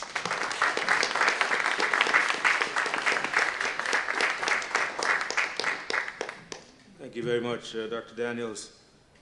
Good evening, sisters and brothers. I am indeed humbled to be a part of this distinguished panel. I don't claim to be an activist scholar. I consider myself more an activist journalist. And I am from the Caribbean region. And I am also very honored to be in this particular place, in this room, named after the great Frederick Douglass, and to be in this sanctuary, this church, this historic church, which is a place not only for the preaching of the gospel, but a place and a space for the telling of social, political, and economic truths, just a mere few blocks away from the White House, the center of power, political power, not only in the United States, but indeed in the entire world. I'll try to truncate aspects of my paper into the next few minutes and essentially try to connect the dots, the historical dots, and draw the historical parallels between the great March on Washington in 1963 and events that erupted around the world at that particular time, in particular the Caribbean and African regions. Historical events don't happen in a vacuum. In fact, all historical events, irrespective of their geography, tend to resonate beyond their borders. And the August 28th March in Washington and Dr. King's I Have a Dream speech were no exceptions to that law of history. Those events ramified far and wide. They triggered a period of organized mass struggle for justice and equality around the world that has now spanned 50 years and will surely continue for years to come, and particularly in this country, the false claims of post-racial America notwithstanding. The American Civil Rights Movement imbued black folks around the world with a sense of confidence and emboldened their resistance to anti-black racism and colonial bigotry within their own countries and communities. From the struggle to dismantle American apartheid to the disintegration of the European colonial powers and empires in Africa, Asia, and the Caribbean. And let me say that the American apartheid movement, apartheid system, back in the 60s was part and parcel of a global apartheid system. In the global political economy where a white supremacist ruling class held sway not only in the United States but in Africa, the Caribbean, parts of Central America and Latin America. In the Caribbean region, back in the early 60s, Washington had imposed an economic embargo on Cuba in early 1961. And later that same year, the CIA and its anti-Castro minions, under orders from President Kennedy, organized an invasion of Cuba at the Bay of Pigs. You may have heard of the Bay of Pigs invasion. And this was designed to overthrow the revolutionary government of Fidel Castro. The invasion, of course, failed, but the embargo, the economic embargo that was imposed after the invasion, is still in place today, 50 years later. In Haiti, at the time of the Great March on Washington, the US-backed dictatorship of Papa Doc Duvalier was ruthlessly exploiting and oppressing the proud people of Haiti. Indeed, as you know, Haiti was the first country in the Caribbean and Latin America to win its independence through armed struggle against the French colonialists back in 1804. In the Dominican Republic, which shares the same island with Haiti, in the early 1960s, the dictatorship of Rafael Trujillo. That dictatorship held sway over the people of Puerto Rico with the tacit support of Washington at the time. And in Puerto Rico, the struggle for independence from US colonialism was beginning to stir and continues 50 years later. Puerto Rico is, for all practical purposes, a US colony in the Caribbean region. 50 years ago, the world's geopolitical landscape was marked by the interconnected struggles for civil rights, independence, liberation by black people in the United States, in Africa, and the Caribbean.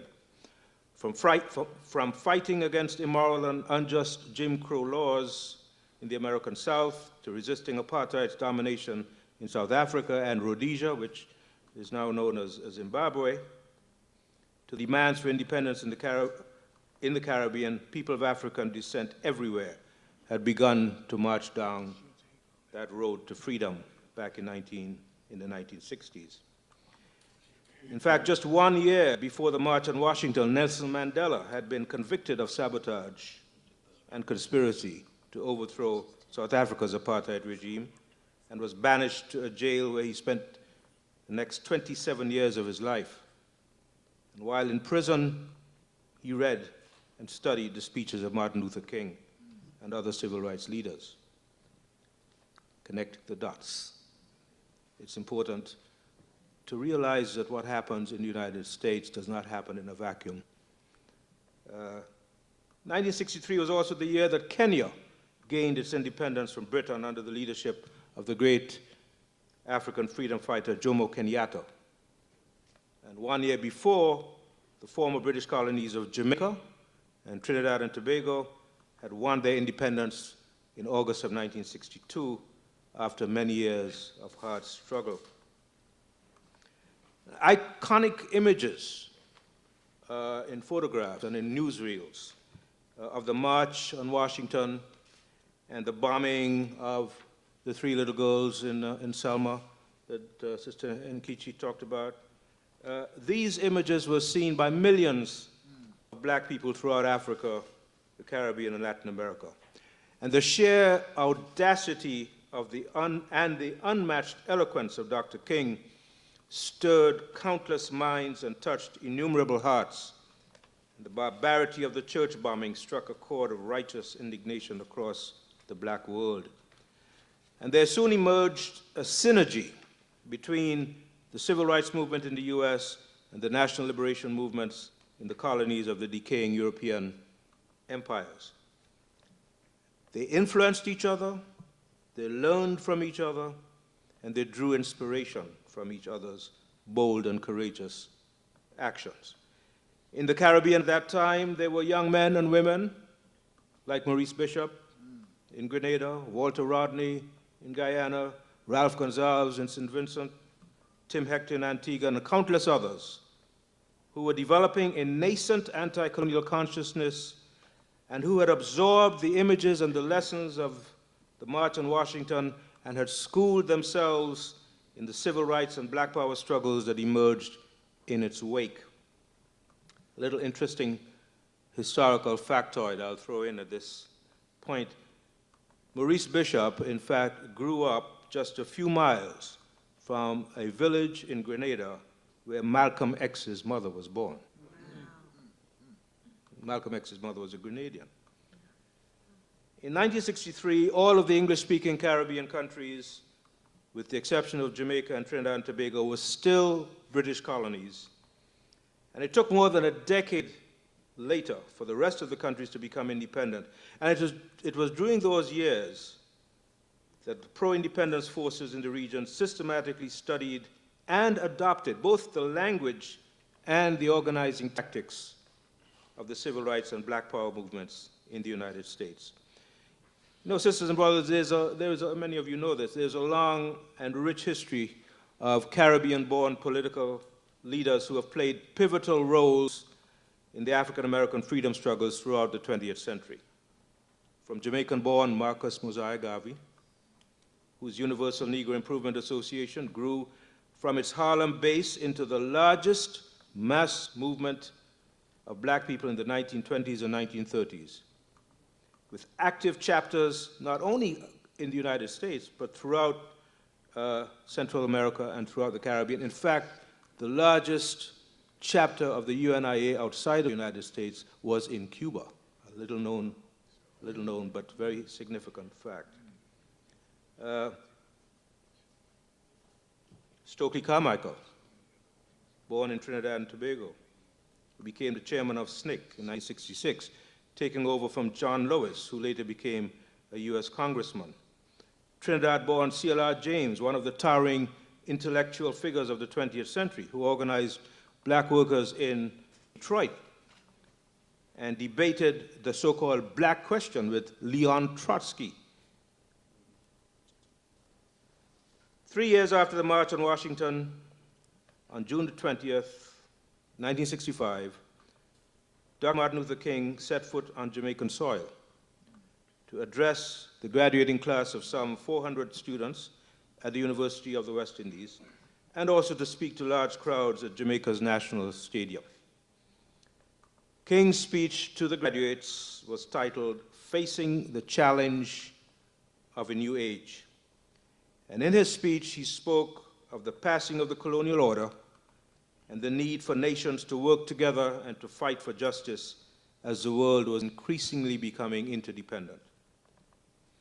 Dr. King had come to a young, newly independent nation that for the first time was led by people of African origin, the descendants of former slaves, who 3 years before had become the masters of their own destinies. But when Jamaica became independent in 1962, after centuries of British colonial rule, preceded by British slavery, population of that country, 80% of them were illiterate. 50 years later, most of the country is considered literate by international standards. But that's just an example of the kind of horrible legacy that was left even after independence, even after they won their independence by British colonialism. And many of you also know, and let me just say that in his visit to Jamaica, Dr. King said, and I quote, he said, "In Jamaica, I feel like a human being, and that I am proud to be among brothers and sisters." And Dr. King also visited the Bahamas on several occasions during the 1960s. And it is said that two of his famous speeches, I'm still researching which of those two, were written during his time in the island of Bimini, one of the many islands that make up the Caribbean nation of the Bahamas. Dr. King did not live to see the Bahamas become independent from Britain in July of 1973, nor did he witness the creation of CARICOM, which is the Community of Caribbean Nations, in that same year. However, in 2012, just a few years ago, just a year ago actually, Dr. King's son, Martin Luther King III, attended the unveiling of a Martin Luther King bust, which was placed in the mangroves of Bimini, where the great civil rights leader had enjoyed many a relaxing visit. So I'll conclude by saying that 50 years after the March on Washington, most of the English-speaking Caribbean countries that gained their independence in the 1960s and 1970s today can be characterized as neo-colonial states. And what do I mean by that?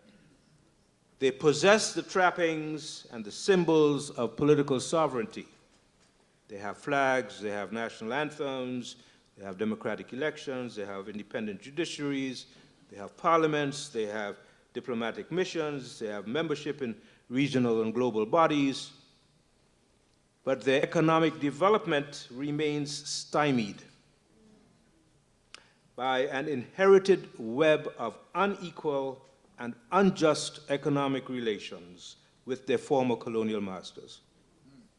It's a sad and sorry arrangement that keeps them dependent and vulnerable to the exigencies of recurring crises in the developed capitalist countries, and their sovereign political power can do little to restructure those relations of economic dependency. So, 50 years after the Great March on Washington, it becomes imperative for the nations of the Caribbean region to combine their respective sovereignties into a stronger, more politically integrated CARICOM that would give them leverage to demand reparations from the former European colonial powers, as well as negotiate. And there is, by the way, a developing reparations movement in the Caribbean region as we speak. It's very historic, and it's targeted at the British colonial powers, the French, and the Dutch. And so the struggle will continue in the US and in the Caribbean in 2013 and beyond.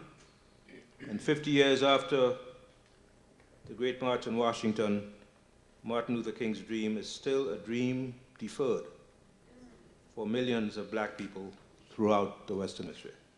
Thank you, sister. Okay. Last but not least, are you ready for George Curry?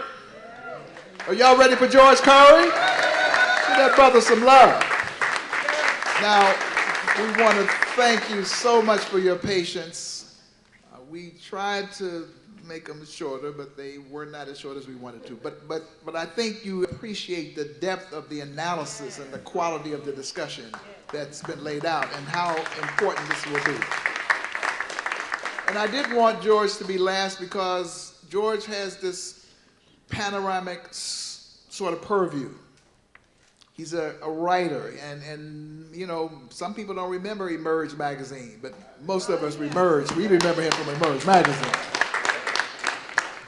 And we need another Emerge magazine because it was an instrument that spoke truth to power.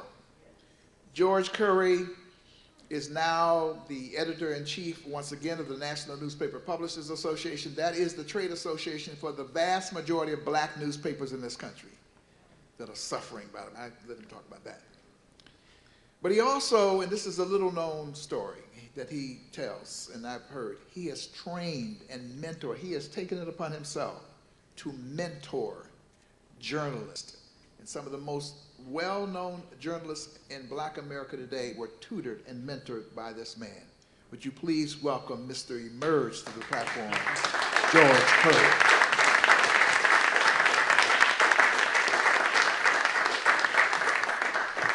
Thank you, Ron. As Elizabeth Taylor told her 8th husband, I won't keep it long. I was only serious. No, I just got back. Just gotten back from South Africa and Zimbabwe with Jesse Jackson. I get this call from Ron.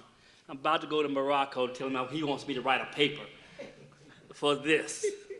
I said, Ron, when? But I am so glad to be a part of this project.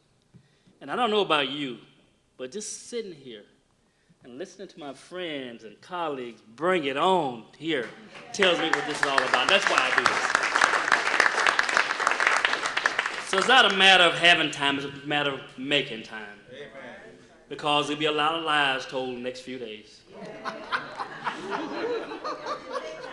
All the people who said they were here 50 years ago, there would have been 1 million people if you really believe all the lies they tell. They'll tell you how unified they were not. There were people who had to be drugged to that march from major organizations that represent us. There were people who wanted to censor John Lewis, made him change his speech. That's right, we sure did. Sent a representative of labor, who's funding most of the march stuff, to say, cancel the march from our friends, the Kennedys, in the White House. So this is why we need this forum. And this is why I appreciate Ron Daniels, and when he calls, I don't care where I am in the world, I'm going to be there.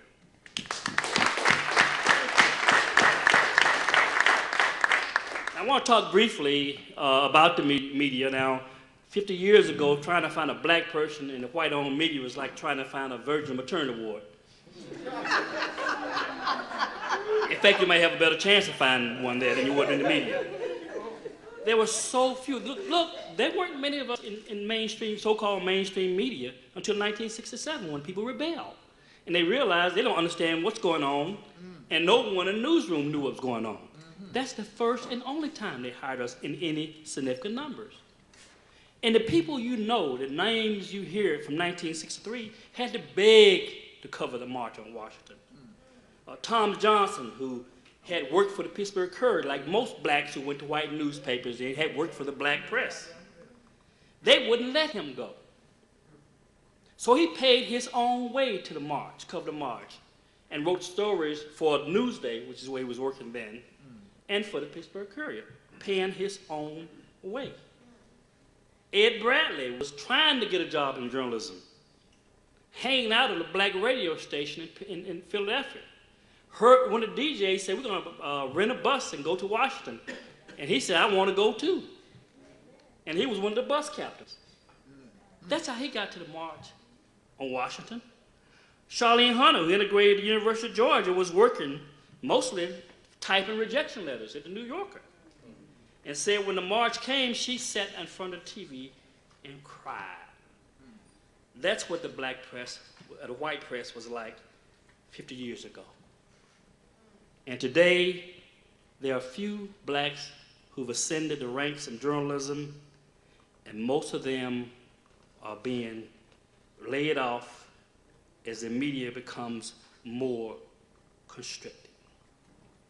The black press has always been there. I think the Afro sent about 20 reporters to cover the March on Washington. So we've never been confused about what happened. So the media, particularly back then, could be indicted, just as the Kerner report did and said later on that our nation is moving toward two societies, one black, one white, separate and unequal. And this is what it said about the media. Along with the country, the press has too long basked in a white world, looking out at it, if at all, with white men's eyes and a white perspective. That's no longer good enough. And I may get in trouble for saying this, but it won't be the first time I say this. First time I got in trouble. The few people they let on TV now mostly look at the world through white folks' eyes.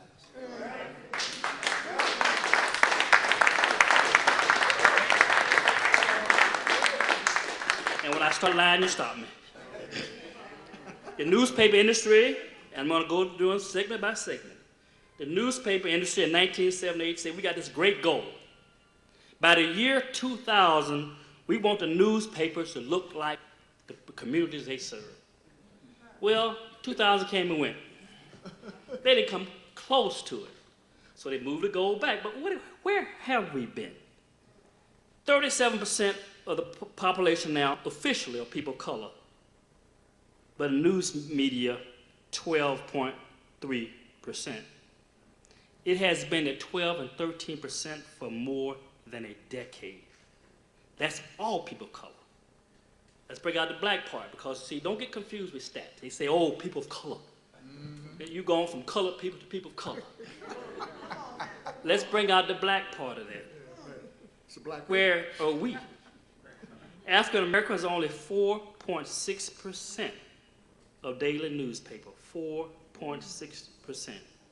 And I don't want you to be confused by people when they talk about the black press. I want to give you a very clear description.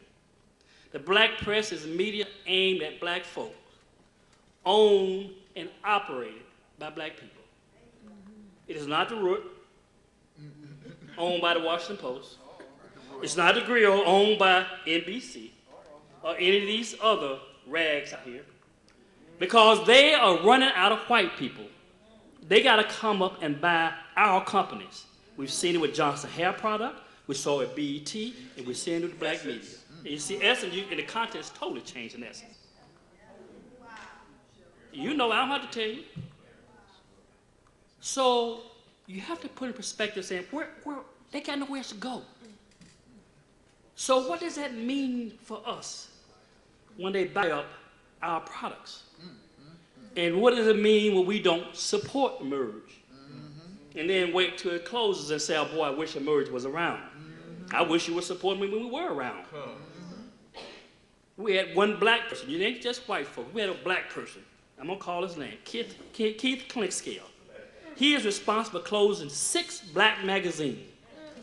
Emerge, YSB, Heart and Soul, Savoy, BET Weekend. One person. Because Bob Johnson basically gave him the magazine division of BET.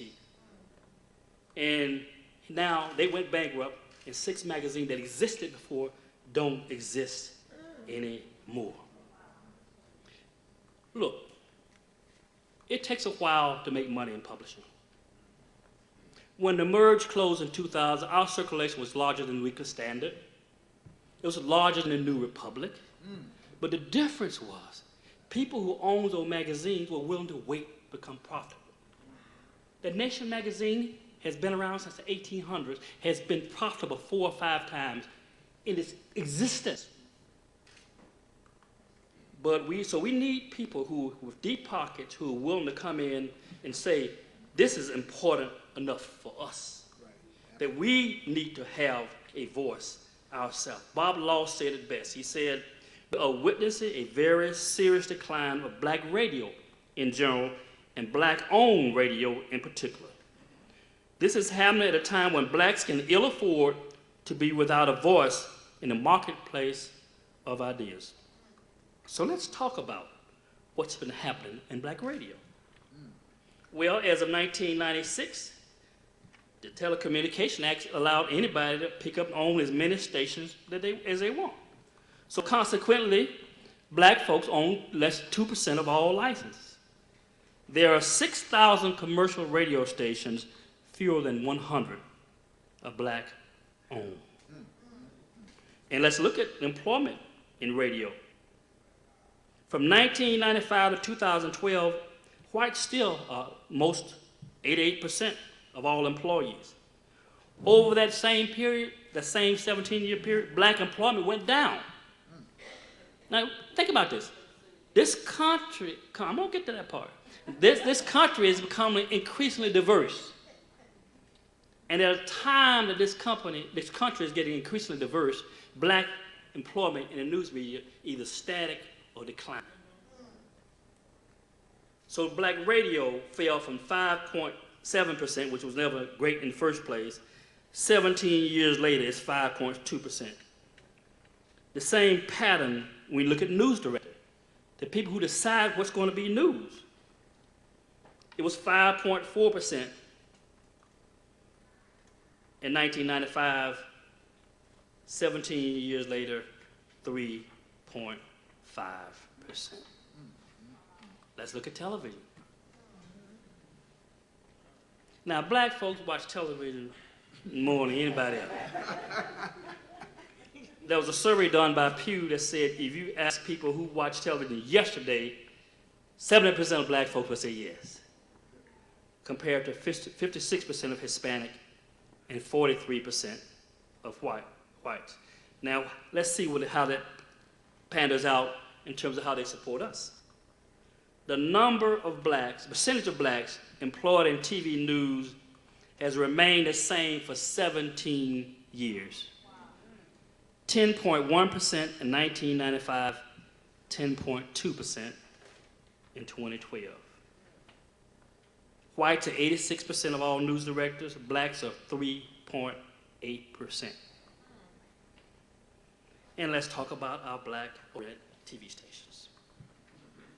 They don't carry news that lasts more than a few seasons. You have TV One doing more than anybody else. You have Roland Martin and have Black Enterprise Report. But what most people don't realize, you know, BET with all its rump shaking, at one time they provided something else. I was on the lead story with Ed Gordon, and they had Teen Summit. They had BET Tonight. They had all of that while they had a rump shaking. But now, it's almost non-existent. Ed is gone. They had hired somebody from CNN to TJ Holmes.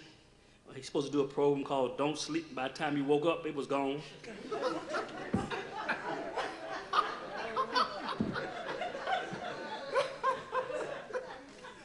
Now, Deborah Lee does have a point. She's president of BET, used to be publisher of Emerge.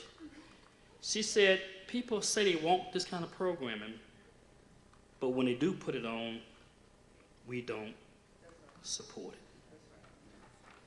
I'm going to wrap up and say there are some good signs coming on board because there are going to be some new channels. One of them going to be more the same. Revolt going to be music TV again. Magic Johnson's supposed to be having one called Aspire.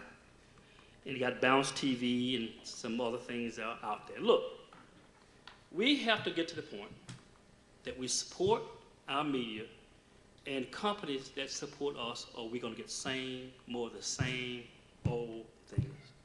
The fact that we have this drop in participation in the media and people controlling our images and now our companies, that's something we have to take on. Otherwise, you get exactly what you demand. Thank you. All right, George Curry. George Curry. Okay, quickly, I just want to our viewing audience, want to say a couple of things. You can sign up for the IBW newsletter. We hope you'll do that. Sign up for the IBW newsletter because we want you to continue to get this information. And this executive summary is on the internet. It's on there right now. You can get it. And this is just the beginning of the process. Secondly, I haven't said much about this, but you see an image over here, that one right there, and it's on the back of your program, right? Take a look at it. One of the things we need to do is discipline those who mess with us. Dr. King, in one of his speeches, because see, what happens is we only hear, I have a dream, I have a dream. But in his speech the night before he was killed, there's a whole section of his speech. He talked about economic sanctions. He talked about us developing our internal black economy. And he said, if companies don't support us, and he named some, and these may not still be guilty. He said Coca-Cola, Sealtest Milk, Wonder Bread. He called them out. Because what he was saying is you have something in your hands that can be effective. Now, we're saying that an injustice was done in Florida. There's a travesty and a tragedy in Florida. And one of the things that we can do is we can boycott Florida. We don't need to drink no Florida orange juice. Minnie and Mickey can play with themselves for a while. Well, no vacations, no conventions. Now, some people are already locked in and all that. But he said that we need to sort of distribute the pain. He said that. That's Martin Luther King. Redistribute the pain. And when we do that, by the way, all of a sudden, when we start talking about getting some advertising for black newspapers, maybe somebody will listen. When we do that, all of a sudden, we start talking about getting some advertising for black radio, maybe somebody will listen. So we want you to go on the website as well, sign the petition. We're very soon going to have this image so you can download it so that it can spread all across this country. Barbara Leonard Dunston, who's in the house, is the coordinator of the Black Family Summit. One of the organizations, the Association of Black Psychiatrists, the former president, Pat Newton, was about to sign a $1 million contract when Zimmerman was found not guilty. She canceled a $1 million contract on the side. And just recently, the National Association of Black Social Workers endorsed it. They said, we're not going to Florida until the stand your ground laws are changed. And Stevie Wonder, thank God Stevie Wonder, he took a strong stand. Now, some of these other people are moonwalking back. They first came out, and then they moonwalked back. So we wanted to just announce that as well. Now, we also want to say that, these things cost, and, we get out there on the limb a little bit. There's a place on the website where you can also contribute if you choose. Now, what we'd like to do now, and the hour is late, but we're just going to take a couple of minutes, and we're just going to take actually 10 minutes. We're going to entertain one or two questions.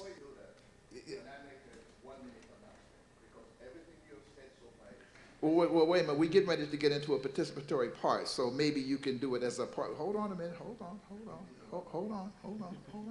Right? So what we're going to do now, just for a short period of time, and give yourself a round of applause for being patient. Give yourself a round of applause. So we're going to entertain, not statements asked, questions. Questions only. And then we're going to have a composite answer from the panel, and then we're going to allow ourselves to be dismissed, because we don't want to punish you for having been so patient in coming out, but it's been rich and good, and I'll do it differently if I did it next time. My sister here has taught me something called a guided conversation format, where people don't, you kind of, that would have been better in some ways, because we would have had more time for discussion than we had, rather than have each person speak. But that's my mistake. I take responsibility for that. So we're going to take a couple of questions. Is the question? It's got to be a question, not a statement. Is the question? I respect you, therefore I will follow your instructions. Okay, very good. Question. Have you ever heard about United States of Africa 2017? Okay, well, that's a question that's been asked. Have we heard of United States of Africa 2017 program? That's a question. Yes. Okay, so is there another question that one would like to? Yes, sir. I've been to know these things, and I just wanted to know, when are we going to have forums or conferences, and I'm talking about like weeks at a time, where we can actually talk about tangible solutions that when we leave this place, it's not just an entertainment event that nobody is connected to, nobody else does anything. So we have actual working orders to do something, and we come back and then decide how well we have done something. Because I've been going to these kind of no fault, events where you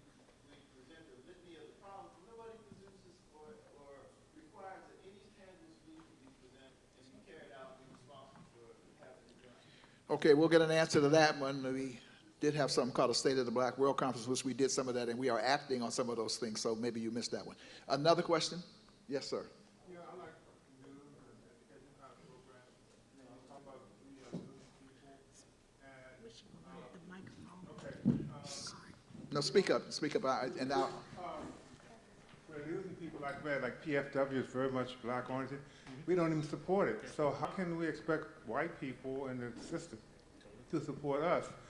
HR is fantastic. The news is only, if you miss the very first 3 minutes, you've missed it. So we don't support the news.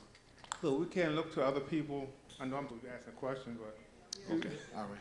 You know, but there is a can't- question there. The question is how can we come to support our own Yeah, media? Okay, how we can have we the make question. more- We have the question. We have the question. We have the question. Okay. All right, so we'll get everybody quickly. We'll allow whomever wants to respond can respond. There was a question about when will we have a really action-oriented program instead of quote-unquote entertainment, which this was characterized as. Which question, Ron? Well, you can Is answer that any one of them, but anyone? I think we Okay. have one. Let me try to the first question. Sure, over go right here. ahead. The United States of Africa 2017. Yes, I, for one, have heard of it because there is information that is passing around the country right now about a United States of Africa. Now, specifically, there are a group of people inside the United States who have been advocating that through the AU.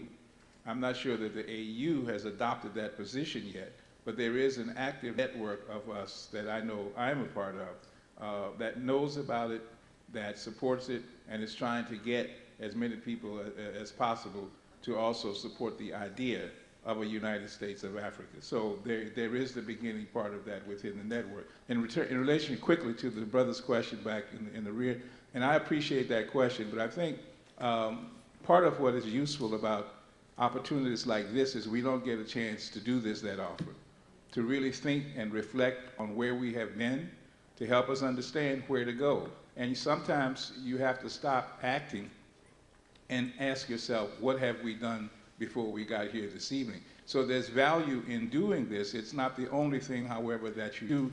There's much, much more work that we have to do to follow up. I think everybody on this panel is also involved in practical work. There's not a person here who's not doing something practical within their own organizational framework, and I'm sure that if you have a specific interest, you could connect with someone up here to do this. But I don't think there have been very many places that have done a 50-year analysis that has invited all of you to be able to come and listen and to comment. I don't think that has happened. I think this is unique.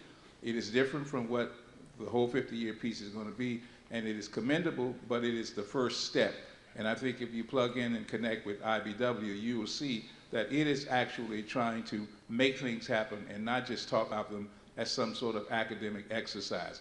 This work that you see here is rooted in recommendations. Everybody who's written something, we ask them to specifically tell us what should be done. And of course, they tell us what should be done because they've had experience actually doing some of what you see. And if you look at the back of the program, you see specific recommendations on the inside of it about next steps from this process. So yes, the question is appropriate. The concern is very, very valid, but there is more than just talk that this process, I think, has been about. George? Okay, go ahead. I just wanted to add to what Dr. Sanyika said. There are a number of recommendations which you see included already in the document, but there are others that each author contributed that you'll be able to find on the website and all the papers. But I also want to add this too. There should be no issue or division between thought and action. One of the big stereotypes about African Americans is that we are against reason, or that we don't appreciate thought or research, which is untrue, particularly for the history of scholar activists.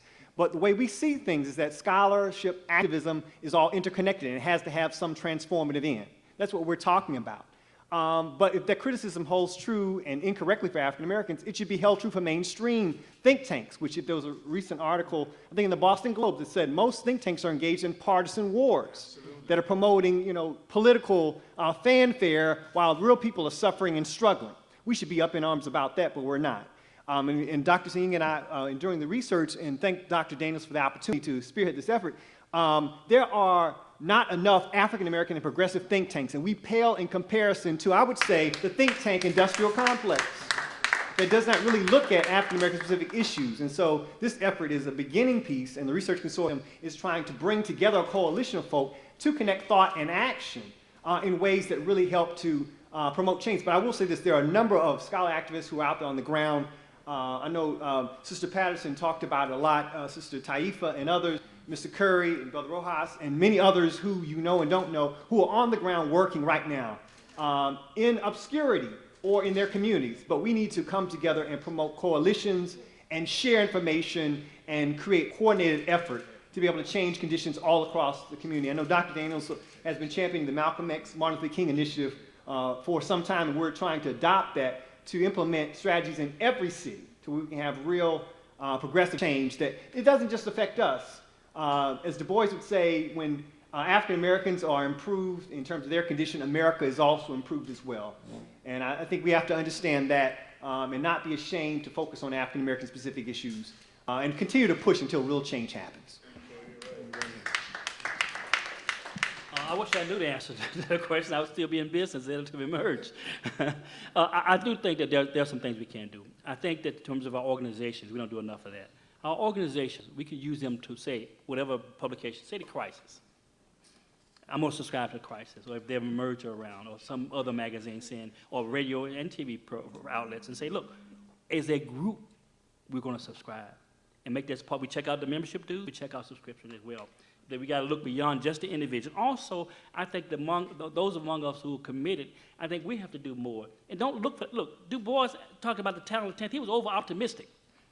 We're not going to have 10% of black folk on anything, and we don't need 10% to bring about change. I think we'll have to do more and find out more ways that we can be supportive, use all our influences to do that, because we don't have an alternative. We got to support our institutions.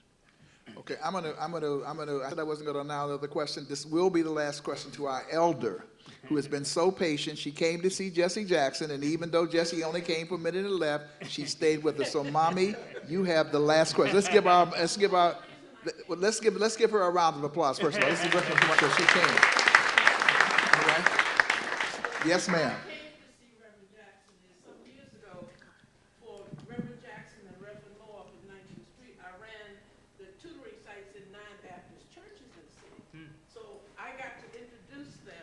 Whenever they had big conferences, wherever, Reverend Moore and Reverend Jackson would let me introduce them. Which Moore was that? Oh, I love Doug. No, Jerry Moore. Oh, okay, all right, because we knew Doug Moore too. That's what we knew. All right, okay. Right. I'm concerned about President Obama and what we've done to help him. Now, he's tried to get the Republicans to cooperate with him by taking him out to lunch and having him over for dinner and dancing with him in all sorts of ways.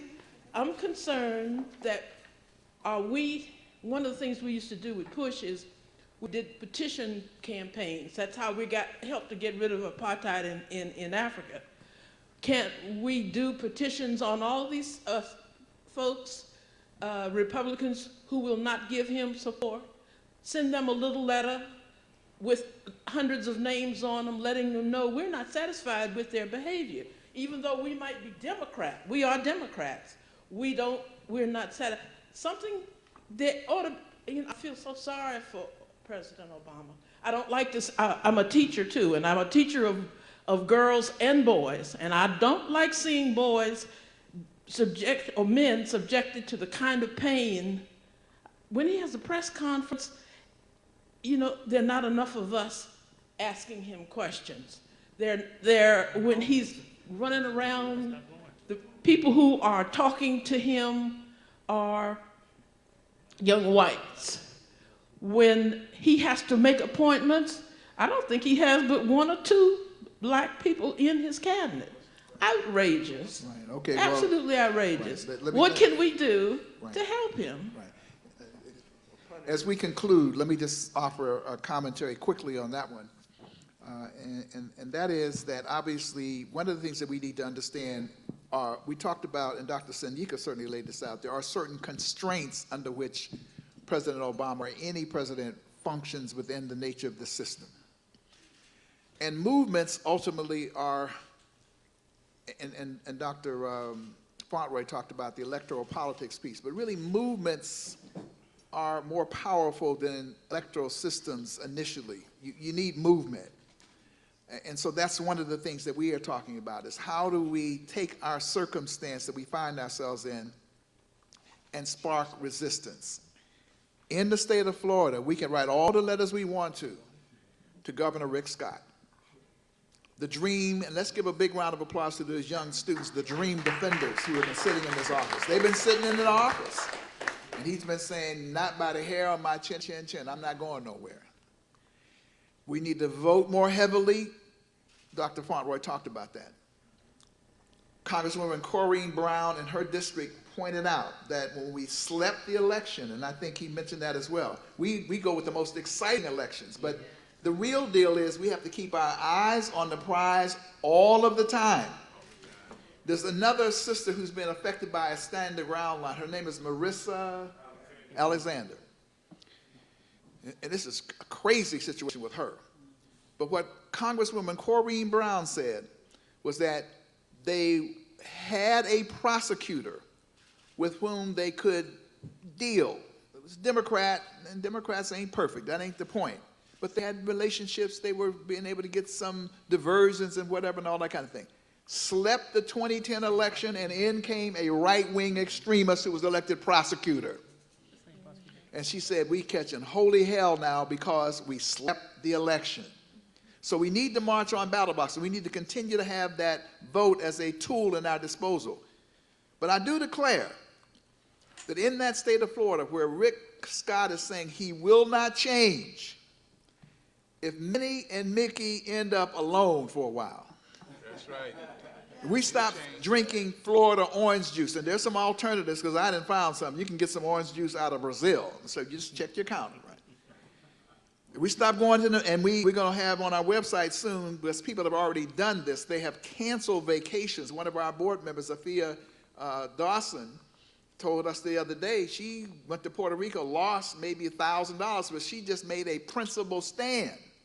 But we need her to also call the Convention and Visitors Bureau and tell them that. You see what I'm saying? So they know it. A lot of black people are doing things. I ain't going. But we need them. We need a crescendo.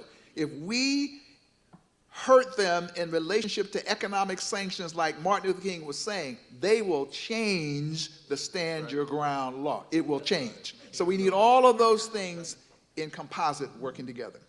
Now, let me first of all just, again, thank our panel. Let's give them a big round of applause. Let us give a big round of applause to Raleigh Kimbrough and Pastor Braxton and this great church that has hosted us this evening.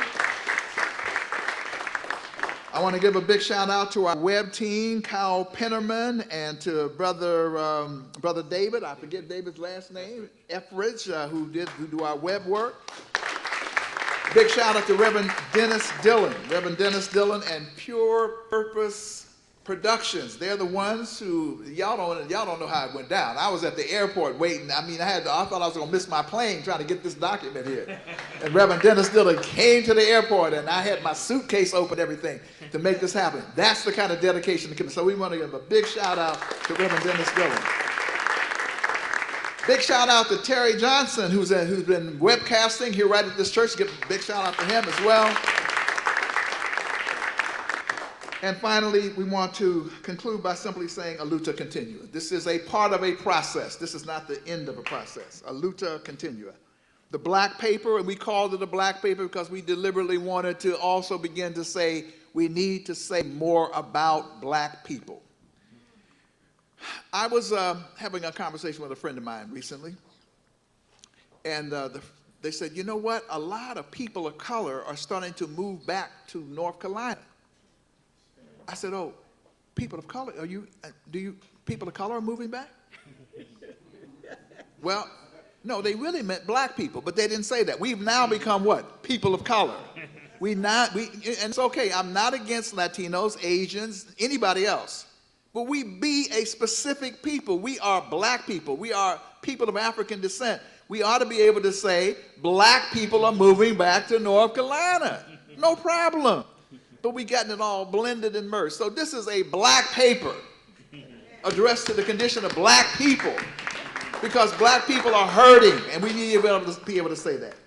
So salute to continue. This is a resource. Again, people sign up on the website to get our newsletter. Don't forget to boycott Florida. We also appreciate it if you can make a contribution. That would help as well. And we say what Frederick Douglass said. And Frederick Douglass adopted this church, changed his birthday, as the pastor said. And Frederick Douglass says, the limits of tyrants, let me hear that. The limits of tyrants are prescribed by those whom they oppress. Y'all get that? And he said, and they will continue that oppression coming from tyrants until they are resisted by words or blows or both. So let us resolve that we are not going to take it anymore, that we are going to resist both by words and deeds, and as Malcolm would say, by any means necessary. We thank you so much. We shall overcome. Thank you so much.